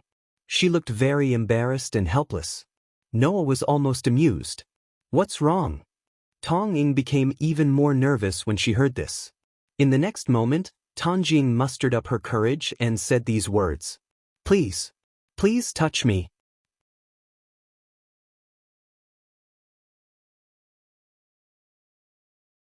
Chapter 706. Please, please touch me. When such a sentence burst out of Tong Ing's mouth, the intriguing expression on Noah's face froze. Noah almost wondered if there was something wrong with his ears. And around them, those passers-by who just happened to pass by looked at Noah and Tong Ing in amazement. After a while, some people started to talk about it, some looked at Tong Ing and showed some regret, as if they had witnessed something very rare and precious being ruined, and the eyes that looked at Noah became contemptuous. These contemptuous eyes directly made Noah react, and the corner of his eyes twitched when he looked at Tong Ing. What did you just say? Tong Ing seemed to realize what she had said, and her pretty face was completely red, and she shook her head in panic. No, it's not like that. I just want you to touch me. No. I just want you to touch me like you did yesterday. Also, no. Under the strange eyes of the passers-by around and Noah's speechless gaze, Tong Ing became more and more flustered, and even became incoherent, and couldn't even speak clearly. Noah rubbed his eyebrows and put his hand on Tong Ing's shoulder. Well, calm down first, don't panic. Under the voice of Noah, Tong Ing finally regained some calmness. When she realized how easy it was to misunderstand what she had just said, Her pretty face was so red that it could cook eggs, and she spoke in a mosquito's voice. I didn't mean that, I know. Noah smiled helplessly. So, what exactly do you want to say? Being asked by Noah like this, Tanjing didn't know what to say. She looked like she was in a difficult position. Tanjing just wanted Noah to touch her, to see if it was because of Noah that the power in her body that had been protecting her suddenly recovered. As a result, if she expressed it verbally, wouldn't it be to let Noah touch her? Therefore, Tanjing's words were not wrong. It was just that the way she expressed it was enough to make people think of Pian. Noah could only sigh. You just said to touch you like yesterday, is there something wrong with your foot again? Hearing this, Tanjing was startled, and then she reacted and nodded. Yes, that's it. When she said this, Tanjing's voice was getting lower and lower, and even her head was lowered, trying to hide the guilt in her eyes. That was the guilt towards Noah. To be more precise, it should be said that Tanjing felt guilty about the fact that she lied to Noah. After all, Noah had helped Tanjing twice, and it was very likely that he was the reason why the power in Tanjing's body recovered, giving Tanjing a glimmer of hope that she would not be forced to go to hell.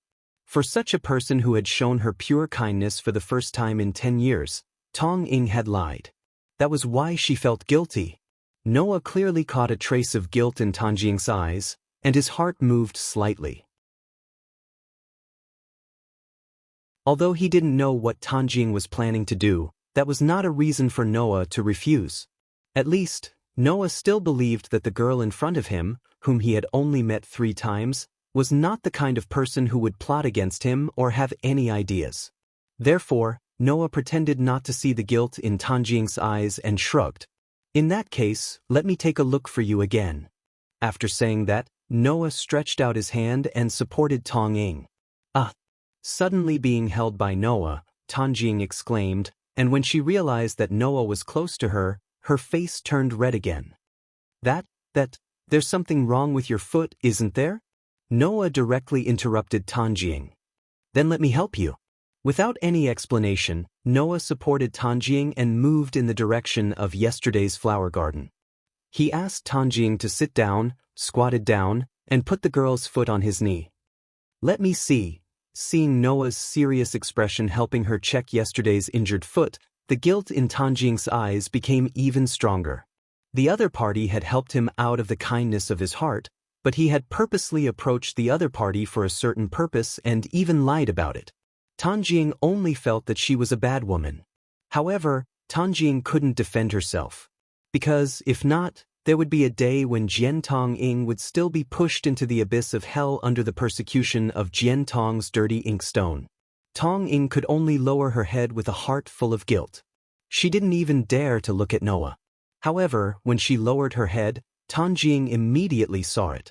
She saw that on the back of Noah's left hand, there was a sword-shaped vermilion mark surrounded by 2 snakes. In an instant, Tanjing opened her eyes wide, and after confirming that the mark on the back of Noah's hand was indeed not her mistake, she bit her lip and turned her head away, trying to pretend that she didn't notice it. On the other hand, Noah didn't pay special attention to Tanjing's performance, but just like yesterday, he injected magic into Tanjing's ankle.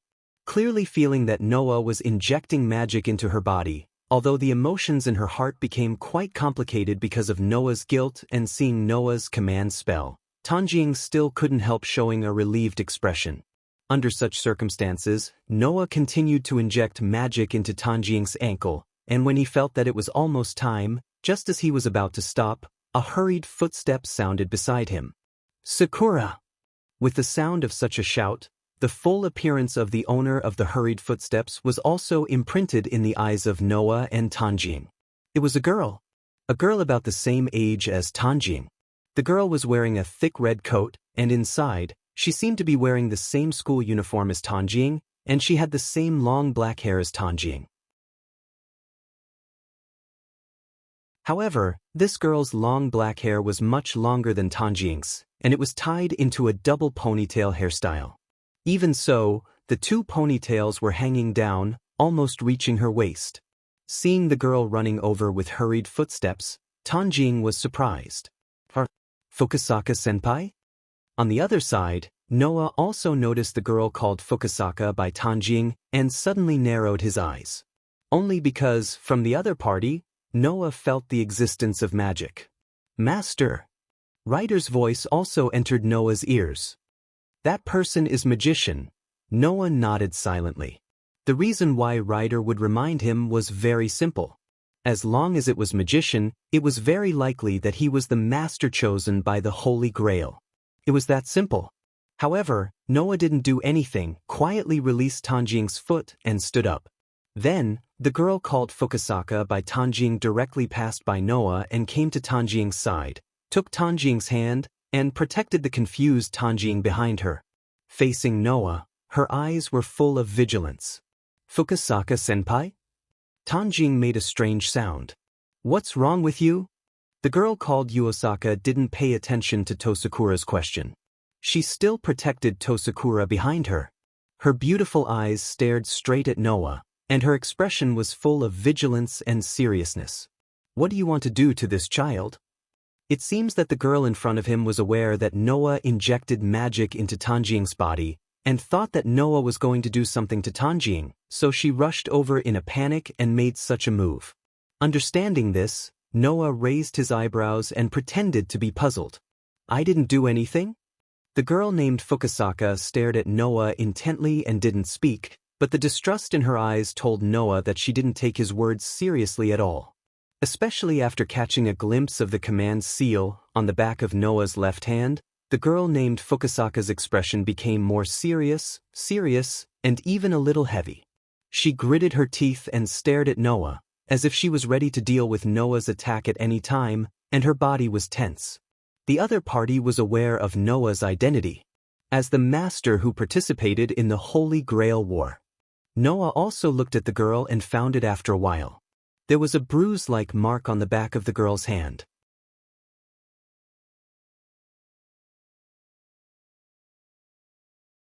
Chapter 707. In Fuyuki City, there are only 7 masters who can participate in the Holy Grail War. However, that refers to only 7 masters who can summon a servant. And if they haven't summoned a servant and become a master, then the predecessor of the command seal, that is, the sacred mark, does not stipulate that only 7 people can have it. The Holy Grail, in Fuyuki City, is like this. The sacred mark is given to all who are qualified to become a master. After gathering 7 masters, even if there is a sacred mark, that person can no longer summon a servant and become a master. Noah has successfully summoned Ryder, so he doesn't have to worry about this problem anymore. In front of him, there is a bruise on the back of the girl named Yuosaka's hand. That's obviously the sacred mark. In other words, the girl who suddenly appeared in front of him and has been staring at Noah with vigilant eyes is not only a magician, but also a master candidate. It is very likely that she is Noah's future enemy. Noah clearly felt that the aura of Ryder, who was in the spiritual form, became dangerous little by little. Obviously, Ryder also found the sacred mark on the back of the girl named Yuosaka's hand. Moreover, it seems that he has regarded her as a threat and is ready to deal with her in advance. At that moment, Noah used the contract between him and Ryder to directly give Ryder an order in his heart. Don't act rashly, not to mention that this is the street. It's not suitable to fight. Even if the other party is not a formal master, there is no reason to fight at this time. It seems that he is aware of Noah's order. Ryder's aura became more and more dangerous, slightly stagnant, and gradually subsided. However, Ryder's reaction seems to have attracted the attention of the girl named Yuosaka. A pair of beautiful eyes gradually became heavy, her lips were tightly bit, and she stared at Noah. She was simply guarding against Noah's appearance. Sister Yuosaka. Kirin Sakura also seemed to have found that the girl named Yuosaka had some misunderstanding, and quickly said, No, San didn't want to do anything to me, it's just that I sprained my ankle, and San is helping me. Sprained your ankle? The girl named Yuosaka was startled, but she didn't choose to believe Tosakura's words. She still stared at Noah with a serious face. In the eyes of the young girl, Rin and Osaka, Natsuki Sakura shouldn't have noticed what Noah had done to her. If a magician wanted to do something to a person, it would be very difficult to detect. In any case, Noah did inject magic power into Tsushiro's body just now. Therefore, they couldn't rule out the possibility that Noah had cast some magic on Tsushiro Sakura's body. One must always be on guard against others. Not to mention, the person they had to guard against was a magician who wouldn't hesitate to kill for the sake of developing magic. Rin Enbin took a deep breath and continued to stare at Noah. He didn't even turn his head as he spoke to Tosakura. Xiao-ing, go to school first. Tong-ing was stunned for a moment before realizing something. She looked at Noah and then at Rin Tozaka and spoke uneasily. Tenosaka-senpai, girl, you should leave first. Noah spoke, interrupting Tong-ing. Don't worry, I won't eat you, I won't do anything to your Tenosaka-senpai. Era, you're really confident. Rin Enbin smiled, but there wasn't much of a smile in her eyes. Do you think you've got me? I didn't say that. Noah spread his hands. So, you can think whatever you want. Seeing that Noah was still acting like he wasn't worried about what he was going to do, Ryu Isaka was furious. He deliberately raised his voice and said to Tosakura. That's right, Xiao-ing, you don't have to worry, I won't do anything to your Noah-san. Although she said that, the dangerous atmosphere between Noah and Rin Enbin could be felt by Tsushiro Sakura no matter how slow she was. But Tsushiro Sakura couldn't say anything. After all, if the two involved let Tsushiro Sakura leave, then Tsushiro Sakura had no reason to continue to stay here, right? After struggling for a while, Tsushiro Sakura looked at Noah, hesitated for a moment, and squeezed out such a sentence. Can I ask you for help tomorrow? Hearing Tsushiro Sakura's words, Noah and Rin Enbin were both stunned. You mean? Noah said with some uncertainty. Tomorrow, let me help you look at your foot injury again? Yes. Tsushiro Sakura was a little hopeful, but also a little uneasy. Did I give you any trouble? Trouble? Noah smiled bitterly. That won't happen as long as you don't mind. Xiao-ing. Rin Enbin was suddenly anxious. Tsushiro Sakura just wanted to stay away from the master of the Holy Grail War, in front of her to avoid being harmed. Why did she jump into the fire pit herself? Rin Enbin was not Tsushiro Sakura. Not only was she a proper and excellent magician, but because she grew up in Fuyuki City, and her magic family had a great relationship with the Holy Grail War in this land, she knew very well about the Holy Grail War. Therefore, Rin Enbin also knew how dangerous a master was to the residents of Fuyuki City. As mentioned before, servants were originally heroic spirits that existed as spirits. Just like how people eat meat to supplement their nutrition, spirits can also use magic to manifest in the world and use magic to manifest their power. Although ordinary people don't have magic, the essence of magic is life. Because of this, in the past Holy Grail War, there were many examples of masters taking servants to attack the residents of Fuyuki City, absorbing the residents' life and soul, and then turning it into magic. When Rin Enbin saw the command seal on the back of Noah's hand, he knew that Noah was a master. To be honest, Rin Enbin was very surprised to meet a master before the Holy Grail War started. But although he was surprised, Rin Enbin would not let the other party do whatever he wanted in his territory. Especially if the other party still intended to make a move on Tong-ing, his junior sister, then he could not just sit back and watch. Even if Rin Enbin wasn't a master and didn't have a servant, it was the same. However, before Rin Enbin could say anything, Tsushiro Sakura slightly bowed to Rin Enbin, and with one sentence, she stopped Rin Enbin from speaking. Enbin-senpai, Mr. Noah is really not a bad person, so please don't make things difficult for him. After that, Tsushiro Sakura bowed to Noah again, then lifted her feet and left the scene.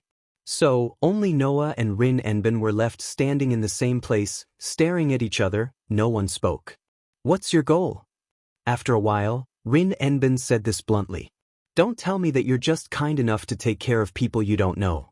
As a magician, that kind of thing should have been thrown into the trash long ago. Magicians were a bunch of lunatics. This was the truth. It didn't mean that magicians were mentally ill. But, in terms of values, magicians were different from ordinary people.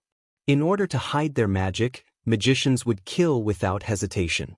In order to reach the origin, magicians were willing to do anything. They were just a bunch of lunatics. Therefore, Rin Enbin's words were not wrong. I don't even know if I'm a good person. Noah raised his eyebrows and looked at Rin Enbin with a smile. But if magicians aren't good people, then you should be included, right? What? As a magician, don't tell me you're a good senior who cares about your junior? Whether I am or not, that's not up to you to decide. Rin Enbin looked straight at Noah. Her expression was unprecedentedly serious. I'm only telling you, don't have any ideas about that kid, or else, even if you're the master, I won't let this go. After saying this, Rin glanced at Noah, shook her head, and left without looking back, her 2 ponytails fluttering in the wind. Seeing this, Noah could only pout and smile. Unfortunately, even though I know a little magic, I don't think of myself as a magician. Even if I'm not a good person, at least I'm not a bad person.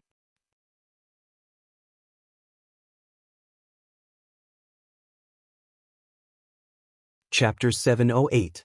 After the episode between Rin and Osaka and Tosaka, Noah ate breakfast in the restaurant, bought a few sandwiches, and took them with him. After that, he strolled around the entire Fuyuki city. Although Fuyuki City is not a particularly prosperous metropolis, compared with Sanyo City, which Noah has been to before, at least it's not located in the outskirts of the mountain village. It's much better than Sanyo City. Therefore, it's unrealistic to visit the entire Fuyuki City in one day. Yesterday, Noah just sat in the car and roughly walked around the entire Fuyuki City. Today, he had to take Ryder to familiarize himself with the terrain of Fuyuki City and see if there are any problems. Naturally, he couldn't do it as easily as yesterday. Noah brought a few sandwiches with him because he felt that he didn't have the time to sit down and eat leisurely. Therefore, this stroll went directly from morning to night. The sky gradually darkened. Looking at the sky, Noah swallowed the last bite of the sandwich and shook his head helplessly. Sure enough, if I want to investigate the terrain and intelligence in such detail, one day is too much for me. With that said, Noah looked ahead, and the corners of his mouth raised.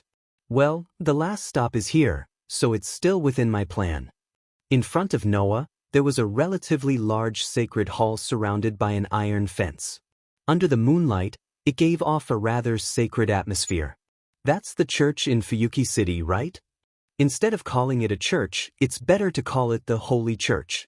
It has been said before that the so-called Holy Grail War is actually the Holy Grail that was identified by the Holy Grail as a genuine product by the Holy Grail. Under the supervision of the Holy Grail is very likely to be genuine. Since there is also a Holy Grail War in Fuyuki City, there must be a supervisor from the Holy Church. And there is no doubt that the supervisor is now in the church in front of Noah. After becoming a master, almost every master would come here to meet the overseer. After all, no matter what, the other party was in charge of supervising the progress of this Holy Grail War and witnessing the emergence of the victor. Furthermore, if he lost his servant, the master could come here to seek protection from the other participants who wanted to eliminate the source of the problem. It was worth mentioning here that a master participating in the Holy Grail War was not considered a loss even if he lost his servant. As long as the master still had the command incantation on him, then even if the servant that he had summoned left, he could still contract with another servant and have a chance to make a comeback. As for what kind of servant to contract with, that was a question. The lucky ones could meet the servant who left before the master and form a contract with the servant. The smart ones could also make a comeback by instigating the servant of another. There were all kinds of methods. Therefore, the masters who participated in the Holy Grail War would generally be ruthless and not give other masters a chance to make a comeback. Those who did not want to die could only choose to give up and escape to the church to seek protection. The standard to be able to achieve victory in the Holy Grail War was that after the other 6 servants had all left, the master who brought the last remaining servant. Once the other 6 servants had all left, then, the Holy Grail would descend and fall into the hands of the victor. This was the saying of the Holy Grail War on the surface. Looking at the church under the moonlight, Noah did not have the slightest intention of going in to meet the overseer. It feels like there is an ominous aura everywhere. In Noah's opinion, the church under the moonlight, which seemed to be sacred and inviolable, was filled with an ominous aura. Noah couldn't help but sneer at this. It seems that the church is not just here to act as a supervisor. How ironic. At this time, Ryder's voice came into Noah's ears. Master, why didn't you get rid of the backup master during the day? Hearing this, Noah was silent for a while and sighed. Ryder, do you think it is necessary to get rid of the other party? That girl seems to be quite an excellent magician. Ryder said. If a servant was summoned and became a master, then that person may become a threat to the master. So, instead of leaving such an excellent magician as a hidden danger, it is better to get rid of the other party first, right? Noah said calmly. Ryder, in the future, don't mention this kind of thing. Hearing Noah's calm but unquestionable words, Ryder was silent. Maybe, logically speaking, that is the right thing to do, but for me, it is more important to follow my heart when doing things. Noah turned around and looked at the night sky outside. If that was a person that I despised, then I wouldn't mind doing so. But that girl, in order to protect her junior, did not hesitate to confront me before I became a master. Undoubtedly, she knew that I am a master, and undoubtedly, she knew that I have a servant by my side. She still did it. If she did not have the resolve to die, it would be impossible for her to do so. So, I rather admire people like that.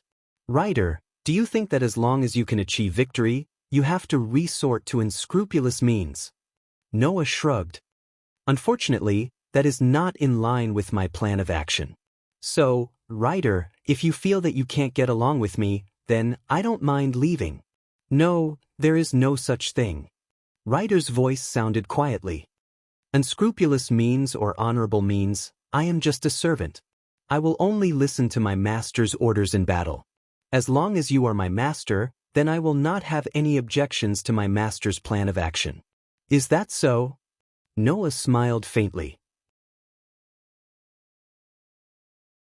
Then, I will have to trouble you to be willful with me, Ryder. Yes. Ryder had just replied when his voice seemed to be blocked by something. He paused for a moment, then spoke again. Master. This time, Ryder's voice was filled with seriousness and seriousness.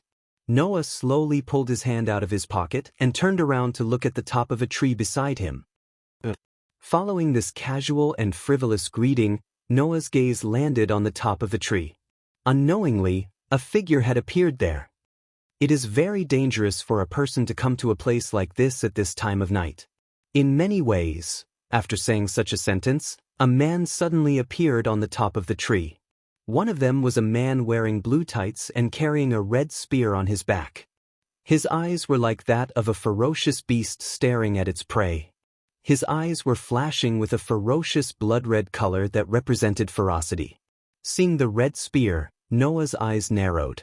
At this moment when the Holy Grail War was about to begin, in this modern Fuki city, a man with a fierce aura like a beast and an extremely rich trace of magic was holding an ancient spear? How could he be an ordinary person? Noah could only think of one possibility for the identity of the newcomer. Lancer's servant? You have a keen sense. The Lancer's servant was like a feather, standing on the top of the tree as if he was weightless. He turned the red spear in his hand and pointed it in the direction of Noah. To be more precise, it should be said that it was pointing in the direction of a position behind Noah. So, which servant is that big sister over there? Now, there was no need to doubt the identity of the other party. Only a servant could see the spiritual servant. What? At this point, you still choose to keep it a secret? Lancer's face became a little bit ferocious and happy. Then let me try it myself. You're tuning in to the Passion Pages YouTube channel. We're so grateful for your support, and don't forget to subscribe to join us on this incredible journey through captivating stories. Your generosity through donations truly makes a world of difference, as it's the primary source of revenue that allows me to expand and enhance this channel for you. Thank you from the bottom of my heart for being a part of this adventure.